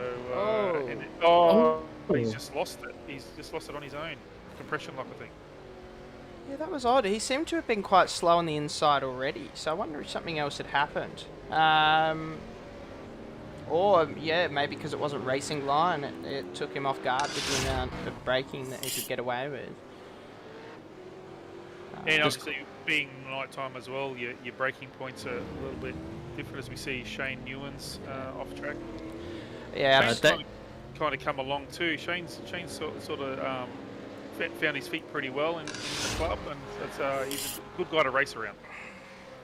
Yeah, good. We're seeing the start of the second round of pit stops as well. So just to catch viewers up on that, we've got Damien Cross, who's in 10th place. He's made his second stop, as is Mark Foster. He stopped on lap 28 for his second stop. So we're seeing the start of those second round of pit stops. So those would have been on about lap 30, sorry, let me get that right. About 35 minutes into the race, or with about 25 minutes remaining. So they will be filling up to the brim and going to the end, I imagine. Just watching Nick Wood put on the pressure on Matt Smitke. And we did, see unfortunately Matt get that penalty, but Matt's come in leaps and bounds too. He's certainly pretty vocal in the Discord in a good way, and he should be proud of his efforts because he's not a slouch behind the wheel by any stretch of the imagination. He's not, and he's a pretty fair racer as well. He puts his hand up when he makes a mistake, which is really nice to see. Can't say that about everybody, sadly. Some people they get their blinkers on when it's their own driving, but Matt, definitely one of those that seems to be a bit more self-aware and happy to call out his own mistakes because then he knows he can learn from them. And as you said, he's done a lot of learning recently and has really improved in pace and consistency. Absolutely. As well, so I've just looked at the YouTube comments haven't been coming through. Once again, I think this sort of streaming software we're still sort of getting used to how it works and how we link in with YouTube and all that sort of thing properly. But I'm seeing your comments and I appreciate you guys watching. As well, thank you for saying the broadcast is unreal. I'm glad this one does seem to be working slightly better than the Fords at least.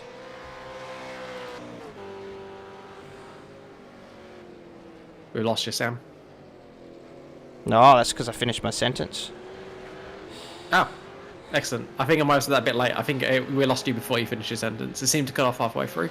Excellent. Anyway, while you were talking, we saw the race leader, David Coleman, pull into the pit, so he's now the leader of those that made the second stop. Merritt's in the pit lane currently, as is Dutch and Adam Levis. So the second round of pit stops now well and truly underway with 15 minutes to go, so that would be a bit of a splash and dash, about half a tank based on, well, just over half a tank based on what we saw from how far they run for the first round of stops. Hey Sam, do we have the capacity with the graphics to see the elites versus the development guys? I think I'm not correct to say Tim Harris and Dave Coleman are in a development split at this point, but do we have that capacity to show? Or? I think we have the graphical capacity, but for whatever reason, it's not splitting up the classes. Okay.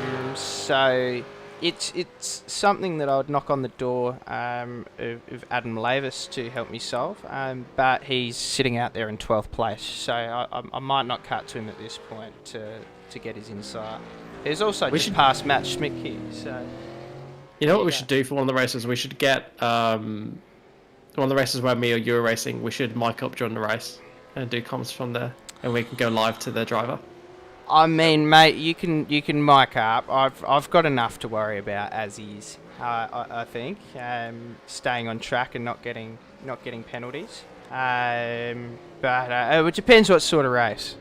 Depends what sort of race. Is there will there be a bleep button involved at all? Or? Well, I hope so. If we're broadcasting in children's hours. I'll tell you what, you need one if it was me driving, particularly because of the amount of crashes I've been having. That's who I was thinking about, to be honest. Yes. No, I have thought about it. What I'd like to do actually is have, if there's anyone that does, want to stream their race, also link me in with that, and sort of have that in the corner of the broadcast too, just as an extra part. I've seen other broadcasts do sort of bits and pieces for that as well. Now, did they have a fast repair out there tonight, Adam? Because this Holden has been looking sick for quite a number of laps now. I don't know whether he must have used his early on. This is Pavlovic. But it has looked remarkably sick for a number of laps. Yeah, so there is Oh, one available. That's Pavlovic going in. Was that he's gone? Yeah, he's going into pits. I was going to say he's either gone off at a tremendous speed or he's in the pit lane. I wonder if he'll have that fast repair available. If he comes out still with a sick car, we know he's already used it. But there is only one available. Yes, okay. John Merritt putting in the fastest lap of the race, so 1:20.9. First man into the 1 minute 20s. So he's turning on the speed. Damien Cross trying to defend from Andrew Dutch, who's been up and down the field like a yo-yo with some of his incidents, but matched with tremendous speed. So he's looking to get back into the top 6, and he has made his second stop. Two drivers that haven't made the second stop are Bradbury and Harris, who are currently 1-2. Bradbury now, as I say that, has died into the pits. I was going to say, Sam, nice idea to get some people's streams. I think I know the Vermilion boys tend to do a bit of a stream. I'm sure some of the others that are in the road race teams will do streams. Can your CPU handle it? It's not shown a particular competence in anything so far. But there's only one way to find out. I think it depends how many cars there are on track. Then the question comes back to can my internet handle it? So we've got a number of factors playing into the limitations of the broadcast here. So there's words not showing a tremendous amount of competence at anything are not words you ever want to hear in day-to-day life. That's the old jack of all trades, master of none scenario, isn't it? Not even a jack of all trades, just a no trades, master of nothing scenario. I think. Yeah, that's it. Yeah. Hey, Sam, I'm just kind of thinking. I know Steve Hoppett. He streams his races. Maybe we could test it out in up and comers. Yeah. Up and comers on a Tuesday night for anyone listening is kind of our practice broadcast where we can kind of test a few things and see if they'll work. But I wonder if we might be able to reach out to Steve and see if he's willing to do that, if he's able to participate. Yeah, that'd be excellent. We'll do that, or the upcoming Enduro as well. I know some of those guys do it too. You sometimes got a bit more time to fiddle around as well. Yeah, I think Enduro would be a good time to do it. We've got the 4 hours. So that's so for those of you that are planning on watching that is the 4 hours of Road Atlanta in 2 weeks' time, which should be absolutely phenomenal. Some really good racing going on in that series at the moment. Not the numbers we'd like to see for the Endurance Championship, only around 20 cars. I think there wasn't even 20 last time out, compared to what we had last season when we had closer to 30. But we've had some good racing at the front of the field, and no runaway championship leader currently, thanks to PGZ not appearing, which is Matty Dench's team. So yeah, I reckon let's give it a go in the. If you don't get a chance to try it in the up and comers, we'll give it a go in the endurance racing. And apologies to anyone that was looking forward to tuning into the up and comers last night, but the real world got in the way of our sim racing, which is always sad when that happens. But far too frequent for many of the people on the broadcast. So I'm sure you can all relate. As we're watching Adam Lavis come into the pits for a fairly late pit stop, only 8 minutes. The race remaining, and he's taken his second pit stop at the lap of the race. He is not the last person to do the second stop though, with Nick Wood yet to do his stop, and Brendan Van Wyn, one of the is he Bean Boss Racing? Yeah, he is. Yeah. Yes. I saw in my head he was, but then he's got the black next to his name on the timing screen, so which made me doubt myself. But yes, he's also yet to do his final stop. David Coleman in the lead, Kirby in second, Bradbury in third, and they are all quite separated on track. And we're used to seeing John Merritt, gentleman, quite often in the series. I say he's been a bit quiet with the series, but it's good to see him up doing John Merritt things, being at the pointy end of the field, and so he's certainly, what is he up 4 spots at the moment? And Nick Wood, he's up 11, although he hasn't had his pit stop yet. And also a bit of a shout out to Glenn Arnott down in P12, who's up 10 spots. So I always like to. I'm a champion for calling out guys that are movers and shakers within the race. So congratulations to those guys. Yeah, it's always nice to call out those that are having a strong race, particularly those a bit further down the field that are having a strong race. It can be hard to spot them because the points get so congested. It's kind of hard to know who's down there because that's just where the skill level are, who's down there in the points because they've only done 1 or 2 rounds. So it's really hard to follow those stories for people down, you know, below 10th spot who are perhaps having a stellar race, but we just don't know that because you can't track where everybody is in the standings very easily. So one way we can do that is by pointing out who's made a lot of positions, you know, hoping that where they qualified was relative to their actual speed and not just them qualifying out of position and then getting back to where they should have been to begin with, like Lance Stroll likes to do in the F1.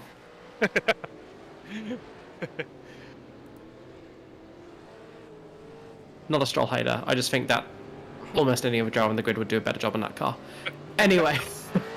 He wouldn't be there because his dad owns a team at all, would it? That's not a. That's Oh, not a I'm No. sure We live in a that's not the case. meritocracy. What do you mean? Yeah. he's there on merit, and you know, I'm sure that's in play. I will say I was a defender of Stroll when he joined because he actually had some really good junior results, and I do think he He's could had have some got good to results F1. in F1 as Anyway, well. he's had some You good know, results like in he's had F1. some good qualities and some good rain drives and that sort of thing. He's just been absolutely shown up by a geriatric though, so it's just, yeah. It's been, Mind you, Alonso is an animal, isn't he? He is I've absolutely insane. Yeah, he's one of my favourite drivers, and I've always had the belief that if you put him. Oh boys, in we the got front- classes. Have a look at this. Happy days. Oh, beautiful. Oh, Oh, it's wow. gone. And it's dead. Alright, that's good. It was good while it lasted. There it is. Quickly get him out. So we've got Coleman in the lead of the elite split. It's too blurry for me to make it out now. So in the lead of the open split, we'll call it. So we've got Harris in the lead of the open split with who's that behind him? Can you see that, Sam? Can you read it? Yes, I can. Alright, you read it. Why don't I have a look? So in the elite split, it's Coleman, Kirby, Bradbury, Merritt, and Dutch, the top 5. In the development split, Harris is leading that, followed by Cross, Wood, Maverick, and Schmidtke. Question, boys. Adam Maverick, or Lavis as we know him, he's the guy that moves the splits up and down. He's in development at the moment. Is he going to do a bit of a fudge and keep himself in development, I think? Well, I did hint this earlier in the broadcast when I saw that he was up 53 points on the next guy behind him. I went, I wonder who does the mathematics on this, Mr. Lavis. Yeah, that's all right. I'm sure he'll hear the chatter on the broadcast and know that he's been found out and it's time to... I will defend him on this and say that whenever I've raced with him, we're quite similar pace. And whenever I've raced in a 2-split series, I do tend to be right in that bubble between the top and the bottom split. Yeah. So I can fully believe that Maverick is genuinely right on that bubble. Yeah, and that's between true. the top and the bottom split. Yeah, but if he's at that point where you know, I'm right, do I go up or do I stay down? Does he have like accountability in play at all? You know, does someone else check the numbers or anything? You know. I mean, look, the amount of work he puts in, as long as it's not egregious, I'm quite happy for him to put himself where he wants to be. Yeah, he does, no, but we do all say it in jest because Adam is one of the pillars of the club and does a massive amount of work behind the scenes, for which we are always eternally grateful. Absolutely. Absolutely. Because as well, I always love when the series does have a spreadsheet, and I know that he upkeeps all those spreadsheets. Because it does annoy me when I have to log into iRacing to see what the results are, because it's such a rubbish platform to go through to get them. Yeah, it is much better, isn't it? I can have it up on my on Google as well while I'm waiting, rather than having to have a third screen up while I'm commentating, so I can just quickly flick to the standings if I want to, which is nice. I have to admit though, when you do those, how good does it feel when you do those, like your first race where you're waiting to see if you're going to be in the open and the elite, and then you look at it and you end up in the elite? It's such a nice feeling. Although then you don't want to go back in it again because it's like, oh, that's not my actual pace. I've got no idea what you're talking about. If there was, I'm probably on the bubble between open and closed, the closed class. open and not allowed to compete. Yeah, please just get off the track and into the commentary box, okay? Oh goodness me! Now we better pay a bit of attention to this race because I've just realised it's we're almost about to hit the 58-minute mark, and it's a 60-minute race. So I'd say we've only got a couple of laps left. Sorry, a quick look at the pit stop strategy. Wood, who is sitting in third place in the development series, is giving it a red hot crack at the one pit stop, going 20 laps apiece. That's bold. It's bold. I don't think it's quite going to work out, but it's a very good effort. And What? He's up 11 spots though, so he's got quite a bit of leeway. Absolutely. As long as he actually gets to the end. Well, that's just it, and it looks like you've got about 35 seconds behind him as well. So, one of those where you deliberately get yourself overlapped, maybe? well, actually, yeah, potentially. He's still got a fair bit of time to be lapped. What sort of times are these guys doing? 1:22. Yeah, maybe, but he's on 43 seconds behind Harris, who... Oh, yeah? Yeah. No, he might get Depends lapped. if he thinks he can make it to the end or not. If he thinks he can make it to the end, obviously you go for it. But if you looking at it and going, this isn't going to work, then that's kind of your get out of jail free card to sort of limit your losses and make the end. Yeah, absolutely. Because it's close enough to the end that you can't imagine if he did to go overlap that he'd run out of fuel. It's just whether he can do that extra lap. Because he pitted on lap 20, and it's now lap 43. So he's gone 23 laps on that tank so far. So there's two really close battles on track at the moment. One of them is Damien Cross, who is in second place in the open split, and he's got Hayden Norris right behind him. Hayden Norris is in the elite split. So this is a real battle for position on track, but not a championship battle. And then you got Andrew Dutch trying to put the pressure onto Tim Harris as well for 5th place, which would be a good recovery after we saw him having a few errors earlier on in the race. Oh look, we could just about fit both on screen as well. Excellent. Love that. No, lovely camera work, Sam. Let's see if we go to the blimp, maybe that'll do it. Oh, no, not quite. Nah, the blimp's let us down today. And the checkered flag is out. So the next time they cross the line, that will be the end of the race. David Coleman is in first place. Kirby in second. They've crossed the line. Sorry, we missed out. They were 0.26 apart across the line. So Coleman must have run out of fuel. My goodness. Or got close. Must have been chugging. Oh, we're going to replay that. Yeah, We've got Robert absolutely. Bradbury. Riggers at home in 3rd place. John Merritt in 4th. Tim Harris in 5th. Here holds off Andrew Dutch, who finishes in 6th place.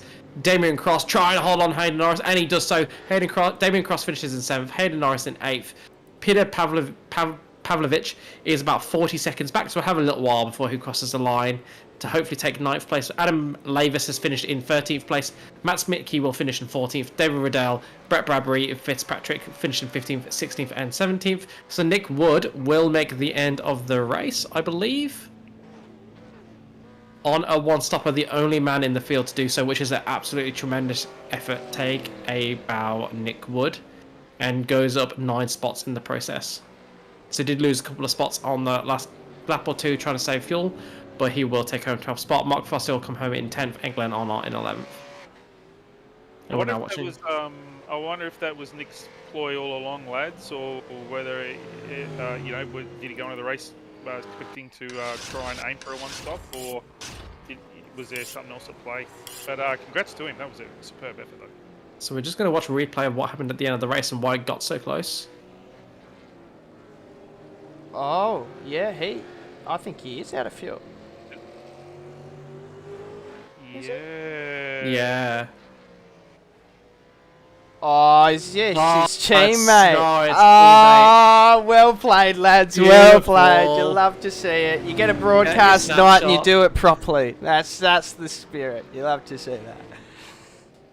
Yeah, get your snapshot. Get your little clip from that. That was beautiful. Can we get a chopper shot of that one, Sam? Yeah. Oh, yep. We absolutely can. At the moment, he's doing some really good business up against the wall here. Van Gisbergen celebration. I'm waiting for him to get out the car.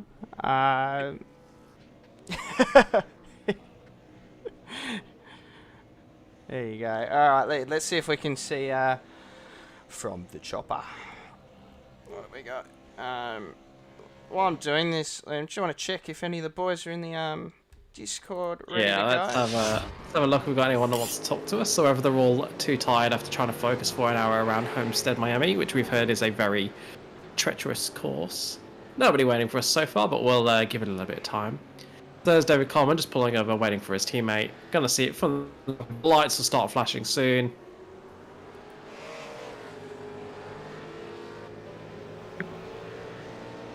Beautiful. Like in tandem as well. Very clever, boys. Nicely done. Nicely done. So I reckon you could have been a bit more ballsy with it though, got a bit closer. Playing it very safe there and make sure that they didn't actually accidentally take the victory. Oh, that could cause some inter-team chaos, I'd say. The accidental victory. Ah, I'd be tempted. I'd be tempted. Haven't had a GSRC victory yet, so I don't know. If it was there, I'd be tempted. That's all I'm saying. You got to hang around the lower splits with Adam and I, then you might get one. I wish. Like I said, I'm right in the bubble. I'm right in the bubble. After my push, my one and only push cup race, I was like, I wonder where I will end up, because I was like right on the bubble between elite and open. I don't know, guys. I think I might do something about this close split. I might call it the close split invitational. So you can Invitational. come down the bottom, Liam, and show us how it's done, and then start from the back and just just kill it. Well, mate, what you'd see is me pull away for the first 10 laps, then spin and end up behind, then overtake, get back ahead, and then spin again, and then call it quits. That's my general pattern. Absolutely. Oh, that'll get taken out. So, guys, I missed a few rounds of the V8s. Is this with average sort of numbers that we've been having each Wednesday night? This is the first time we broadcast it. Oh, of course it is. There you go. And we have in the commentary box with us David Coleman, the race winner tonight. Well done, mate. Walk us through your race. You did a brilliant job. Just a matter of keeping on the track, I think. I didn't do any passing, it all just fell off. So I'll put that bull bar on again next week. So absolutely, and we love the tandem finish with the flashing of the lights. That was a nice touch. yeah, the good finish, but terrible effort to a celebration. I put it in the wall the next corner. So At least during the hour you kept it on the track. yeah, exactly. I'm glad I wasn't on 0 incidents because I would have lost my bonus there. So that's all good. Good stuff. So, how did you go out there tonight? Was it looked really tricky? I remember we were on a lap there with you, briefly going around, and even throughout that lap, you were clearly taking it relatively carefully. You sort of had a bit of opposite lock on with the rear wheels going out on you, and all sorts of things. It looked like a handful. When's this? Oh, gee, it would have been about 20 minutes ago. You held it fine, but it was just I think showed up the difficulty of the car and track combination that while you were driving around on your own, you're still having to fight the car a little bit. Yeah, I was trying to go for that fastest lap time, so I managed to get after the last stop, but it's actually a really good track. Kind of forgot it was on our racing platform. I raced here probably 5 years ago, and that's it. So it's actually a credit to you guys for picking a track like this, because like the practice time and quality times are pretty close. So yeah, absolutely. Yeah, it was good. Yeah, so who's been the sort of close competition this year? Because this is the first time we've broadcast this out. It did seem like the times were pretty close, in that sort of top 10 really there. Has it been really close all season? Yeah, Andrew's quick, but I think the fact that he went off at, I think it was turn 3 at the start, but go off and come back because the grass is really slippery. You haven't really got too much chance to catch it up. So it was a safety car, so that would have been nice, but yeah, not to be. Yeah, absolutely. David, Adam here. Congratulations on the win, mates.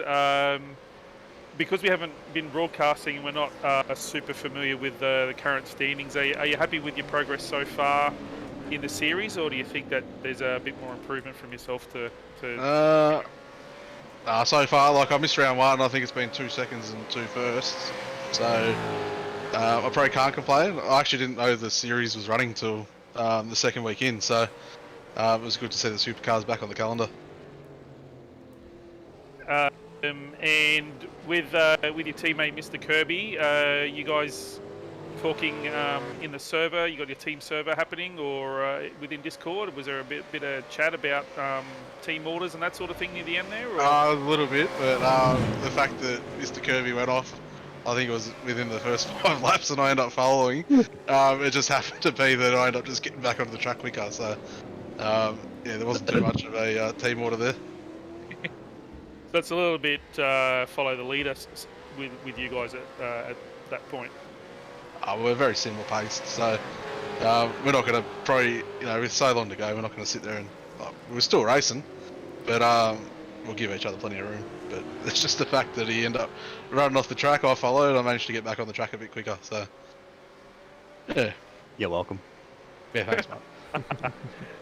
Well, seeing as though Mr. Kirby chimed in there, Dave, you happy with your effort? A little bit of jealousy to see your teammate win, or you happy all round anyway?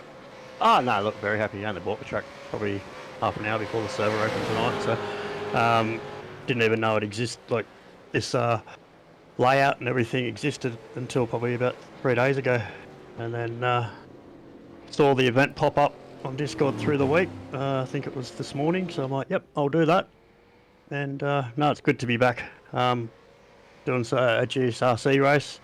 It's been a few seasons since the Supercars have been running, so I've had a few podiums there within the series, and since it first all started. So to get back in and run a race, there's quite a few new names, a couple familiar names. So it's yeah, good to be back and happy with tonight's race. Was David always, Mr. Coleman always the target? Was he the one to set the standard tonight, or were you just really just planning on running your own race and seeing how it panned out? Oh, look, it was, having the off like I did probably wasn't ideal, but I think my plan, throughout the night and everything, even if it was 1-2 at the end there and I was leading, I would have let Dave through anyway, so he's battling for a championship, I'm not, so I can only pop in on the odd occasion, so we'll help each other out, and that's what we all do at Fishy. We're always there and we've always got each other's backs, so no matter what we're doing and what we're racing. Yeah, but is there a kickback for you because you're letting him through, or how does that work within the team? Technically, you'll probably let me through. Yeah, well, I did let him through. I just disguised it a little bit differently, you see. So, but no, look, I was a bit disappointed I went off, but look, we're in Discord and we've got 6, 7, 8 other guys all in there doing different things as well. So the chat's pretty full on, and I think we talk everything except for what's going on track. Good stuff. Congrats to you both tonight, guys. Well done, and good luck for the rest of the season. Yeah, thanks, guys. And look, I hope, for me personally, I hope I can get back in on another couple of Wednesday nights and have a run around with everybody. It's good to see. Like I said, it's good to see Supercars back up and running, and look forward to seeing you all again. Thanks, mate. Appreciate it. Who to now, boys? Where are we going? I'm kind of only the guest here. I think I feel like I've taken over. Well, you're doing a good job. Keep going. We'll give you some of our pay, all right, Adam. We'll give you some of our lucrative winnings from tonight for all the work you've put in on at least half a broadcast here. I can. Let's go across to Andrew Dutch and get his story of the race. It seemed to have a lot of speed, but undone by a couple of incidents early in the race. Yeah, mate, I'd be lying if I said I enjoyed that. I absolutely did not. Just trying too hard into that first few turns on that second lap and just carried a locked up brake, tried to modulate it a bit, got off it, and then it just went on me again. So, ended up in the grass, and like someone said earlier, the grass is so slippery on that track, and it's real hard to get back on to the black stuff. Yeah, I tell you what, there are a lot of cars that came unstuck tonight. I don't think it's I think you should feel too hardened about making a mistake, because I think very few in the field got through mistake-free. Did we see another mistake a little bit later on as well? It seemed like you were pushing quite hard, and then I think there was another mistake. Yeah, there was. So I think I dropped back down to like 10th or 11th or something, and coming out of that last chicane, just tried to get on the gas a little bit too early, and as soon as I hit that little rise up onto the front straight, the rear end just went around on me, so I managed to keep it off the pit wall because I was heading straight there. So yeah, quick little flick spin around, and yeah, got it going again. Yeah, so certainly not the races you wanted, but I think you'd be heartened with the pace that you had, because you still managed to recover to 6th even with all those incidents, which was ahead of a lot of people that had relatively clean races. So I think you can take a lot of heart from your pace, though. Yeah, it was good considering I was down, I think, at one stage down to P15. Once I got into that groove, didn't have many cars around me at that certain time, and just, yeah, like I said, got into that groove and just gradually built up my pace, got more confident with the car and the track, and yeah, ended up 6th. I think it's the trickiest track you've had in the season so far. For me personally, yes. I've been somewhat consistent, I guess, throughout the first few rounds, but yeah, that track, for some reason, I couldn't gel with it, to be quite honest. I couldn't get the setup right for the car. I was constantly changing my front and rear anti-roll bar around the track just to try and feel comfortable, but yeah, it just wasn't to be tonight. Yeah, any series, any season, you're gonna have your off nights, and if your off night means you finish 6th, then I think that's pretty good going. Yeah, I had a look at the standings before, so it's still kept me with a bit of a lead, so yeah, 6th is better than last, I guess. Excellent. All right, we'll move across to our next interview now. Sound, do you want to take the lead on that one? Share the duties around. Yeah, I wanted to say, Adam Lavis, are you around yet, or are you playing around with spreadsheets? You're doing points? All right, I'll talk to you a bit later then. Adam's doing Adam things. Yeah, Adam's doing mathematics. I just wanted to have a discussion around the pace aspects that we were talking about earlier, boys. But as well, I don't think Mark. I don't think we've spoken to you. Yeah, could you walk us through your race tonight? Yeah, g'day guys. Not too bad. I had a good start.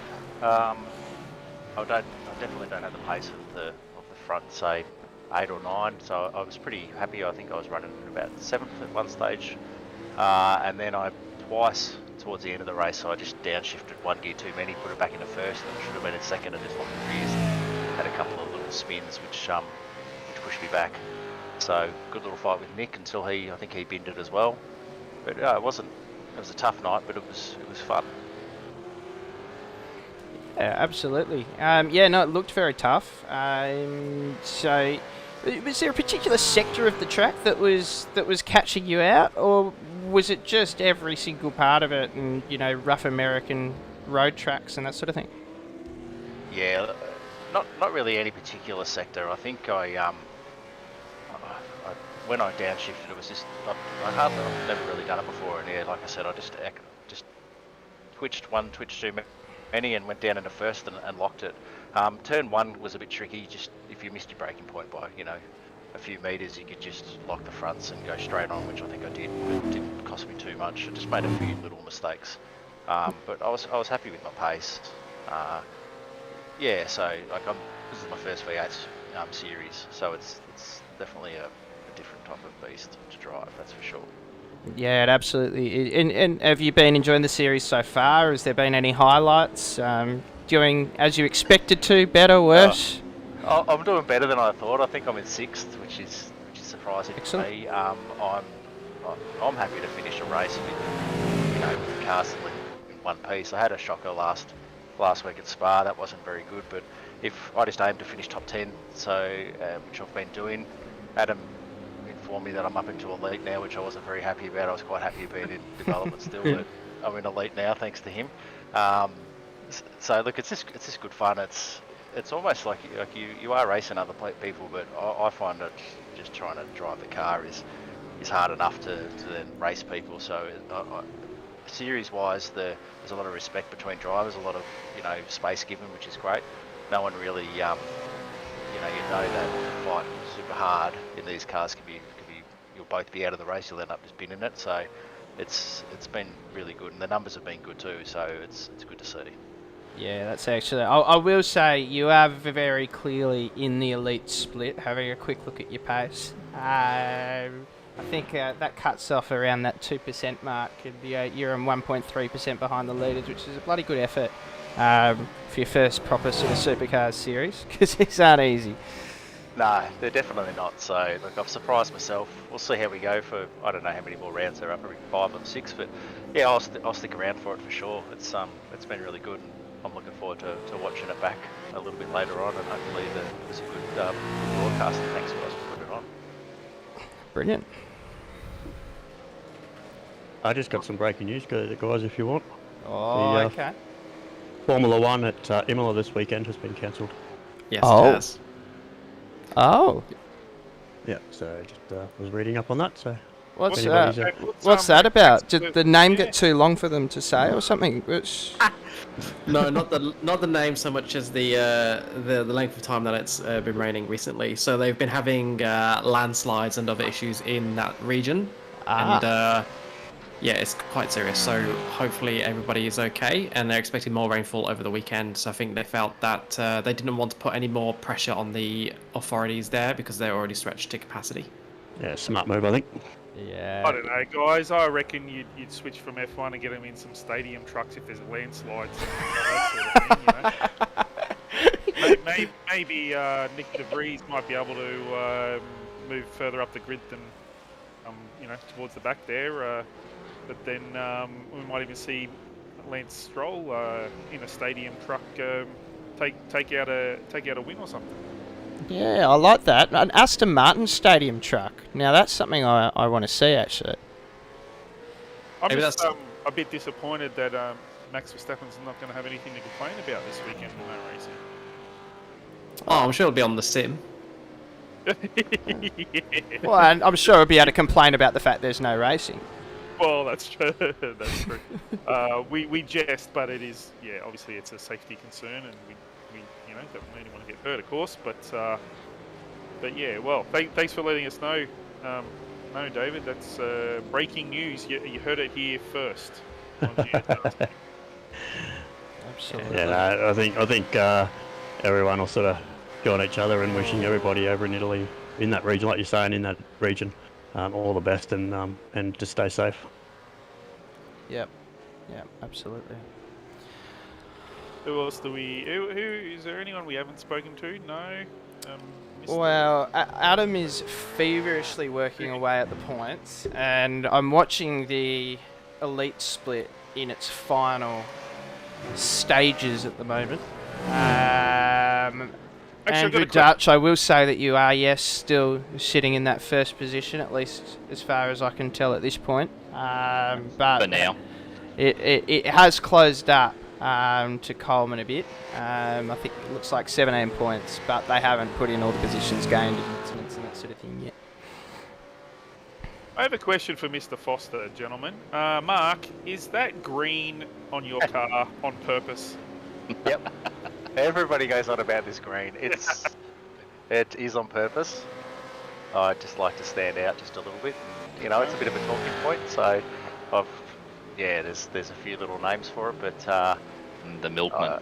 The milkshake man. It reminds people of a lime milkshake supposedly. So that wasn't on purpose, but it's just kind of I had this colour. I raced the TCR series with you guys a season ago or so, and I had this colour, and it just kind of stuck, and it always gets brought up, so I just keep it going. There's no official name for the green, though, is there? We're going to stick with lime milkshake. Well, I think it's like a pastel green, is it? I would say it looks more like mint chocolate chip ice cream with the green and the sort of dark brown. Green and the black. Yeah, that's Very true. true. That's it, if you're getting a good one, and it's not like that rocket fuel mint chocolate chip ice cream. Yeah.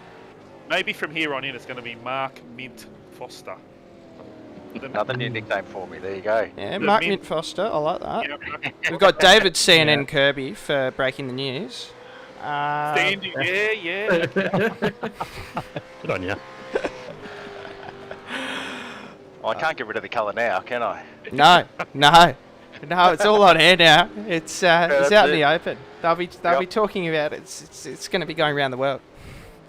But Yeah. we know there's not going to be any. The F1 outlets will be pretty quiet this weekend, so maybe they'll report on this instead. Red Bull could have like a new special livery for next week. You know, when they race them, I'll let them use it if they want it. Yeah, if you trademarked that colour by now, surely. Yeah, I'm just doing it right now. Yeah, good stuff, mate. Good stuff. I'm sure Verstappen will win in a landslide. Oh, Oh, jeez. very nice. Oh, that's terrible. Oh, that's enough. That's enough. That's all. Oh wow. Okay. I'm a dad, and so I have some pretty awful dad jokes, but that's up there. That's definitely up there. Oh, I think that was less a dad joke and more a dark humour. I think we'll go with. I was still waiting for these points to get sorted. Adam, how are we looking? Do you reckon we sort it out now or next week? It's gonna take me a little while, so I still gotta split them into their classes and stuff. Okay, alright. Well, boys, let me know if you want to keep chatting. Chat away while we get the points. Or if not, you can live in suspense. I reckon let's let them live in suspense. I think so. It's been a long night, particularly for you with your poor CPU running at 90 degrees. Yeah, it's crying out for help. I'll have to put it in the fridge after this.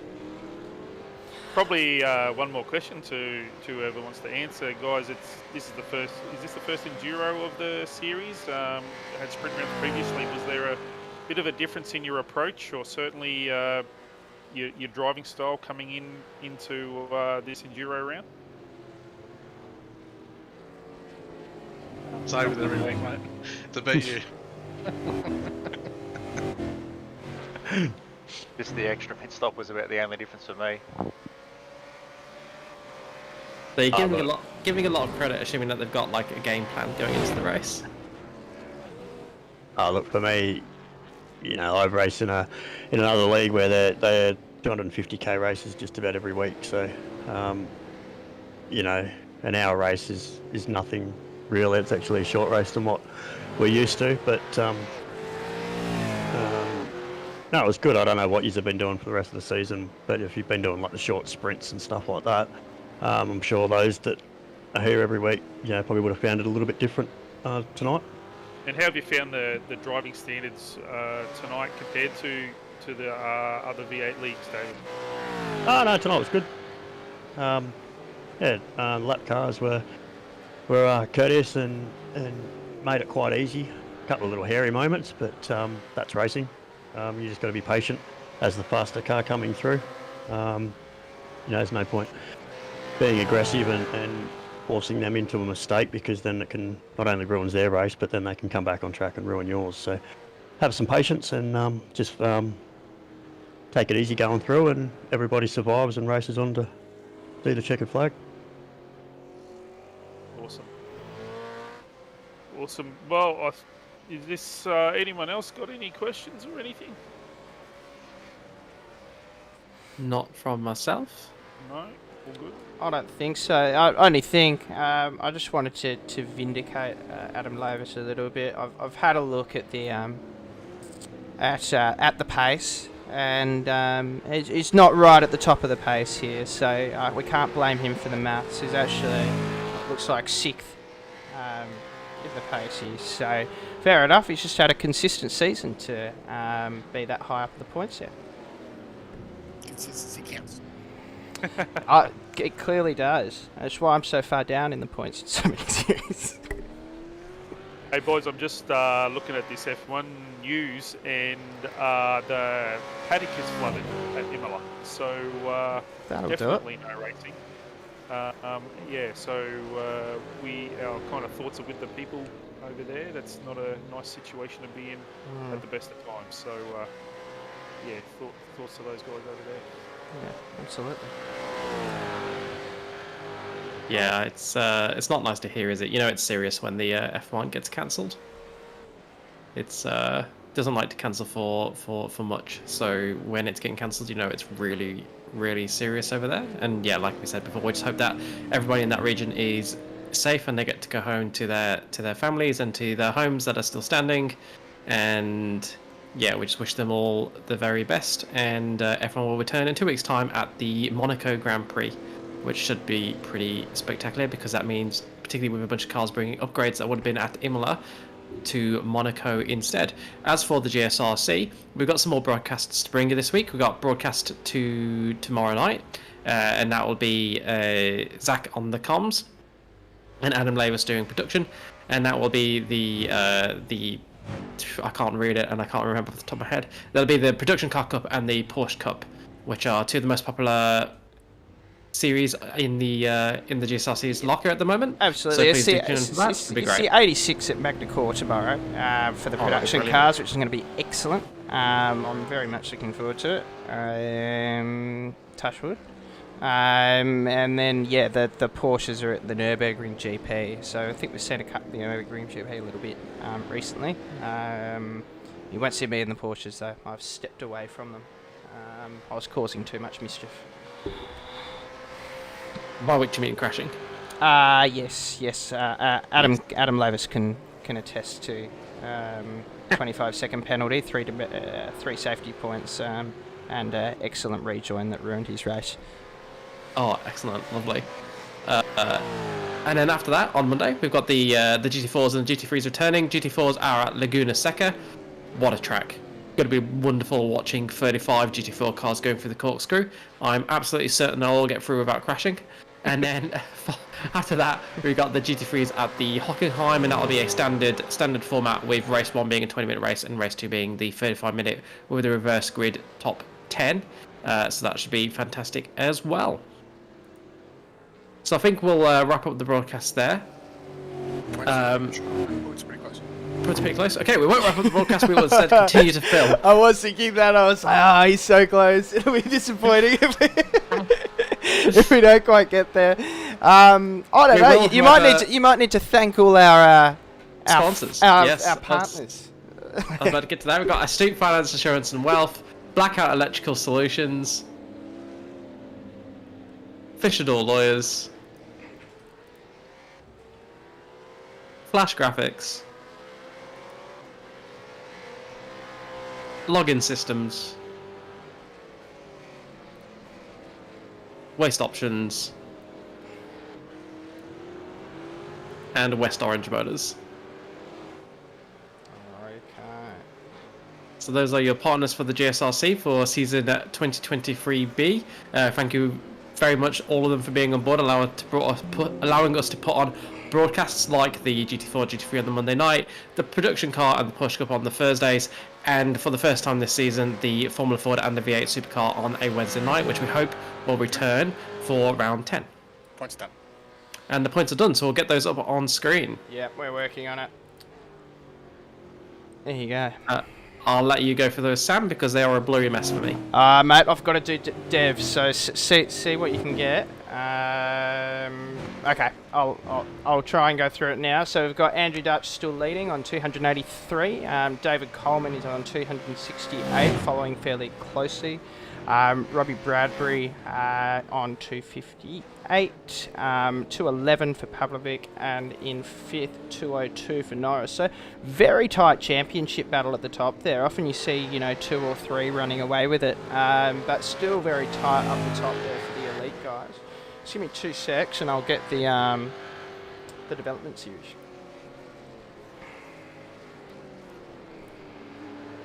So I believe in the development series, we've got Adam Lavis on top on 277 points is what we're about to see.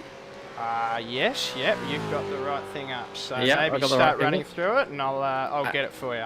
And then behind Adam Lavis, we've got a very tight battle for second between Matt Smitke and Brendan Van Ryn. Matt Smitke's on 211 points, and Brendan Van Ryn is just 15 points behind on the 196. So that's a really close fight there. Behind them, we've got a really tight battle for 4th place, which is between Greg Paget on 169 and David Riddell on 168. So that literally could not be any closer.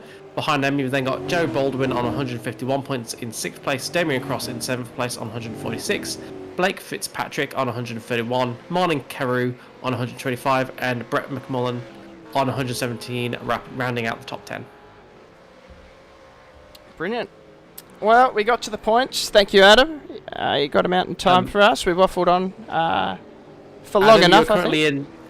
Adam, you're currently in 24th place on 40 points. Yeah, guys, that's probably top of the close to the invitation. So yeah, we'll get that sorted out. I race on my own, so look, at least I got some points. Absolutely. That's more points than I've got in that series. Indeed. All right, awesome. So we've managed to fill long enough for Adam Lavis to get the points. Adam Lavis, of course, working incredibly hard to get the points to you before the broadcast finishes. So thanks to Adam for that. We've already thanked our sponsors, so we'll thank all of you for watching. Big thank you to Adam Tice for joining us impromptu in the commentary box. A thank you to David Coleman, Mark Foster, Andrew Dutch, and David Kirby for joining us to help us fill time at the end of the race and for giving us the stories of your races. It's been a pleasure talking to you all for the last half hour or so. A big thank you to Sam Chapman, who's run production tonight and battled a overheating computer to do so. I'm Liam Banks for me and the rest of us here at the GSRC. Good night and see you tomorrow for the Production Cup and the Porsche Cup.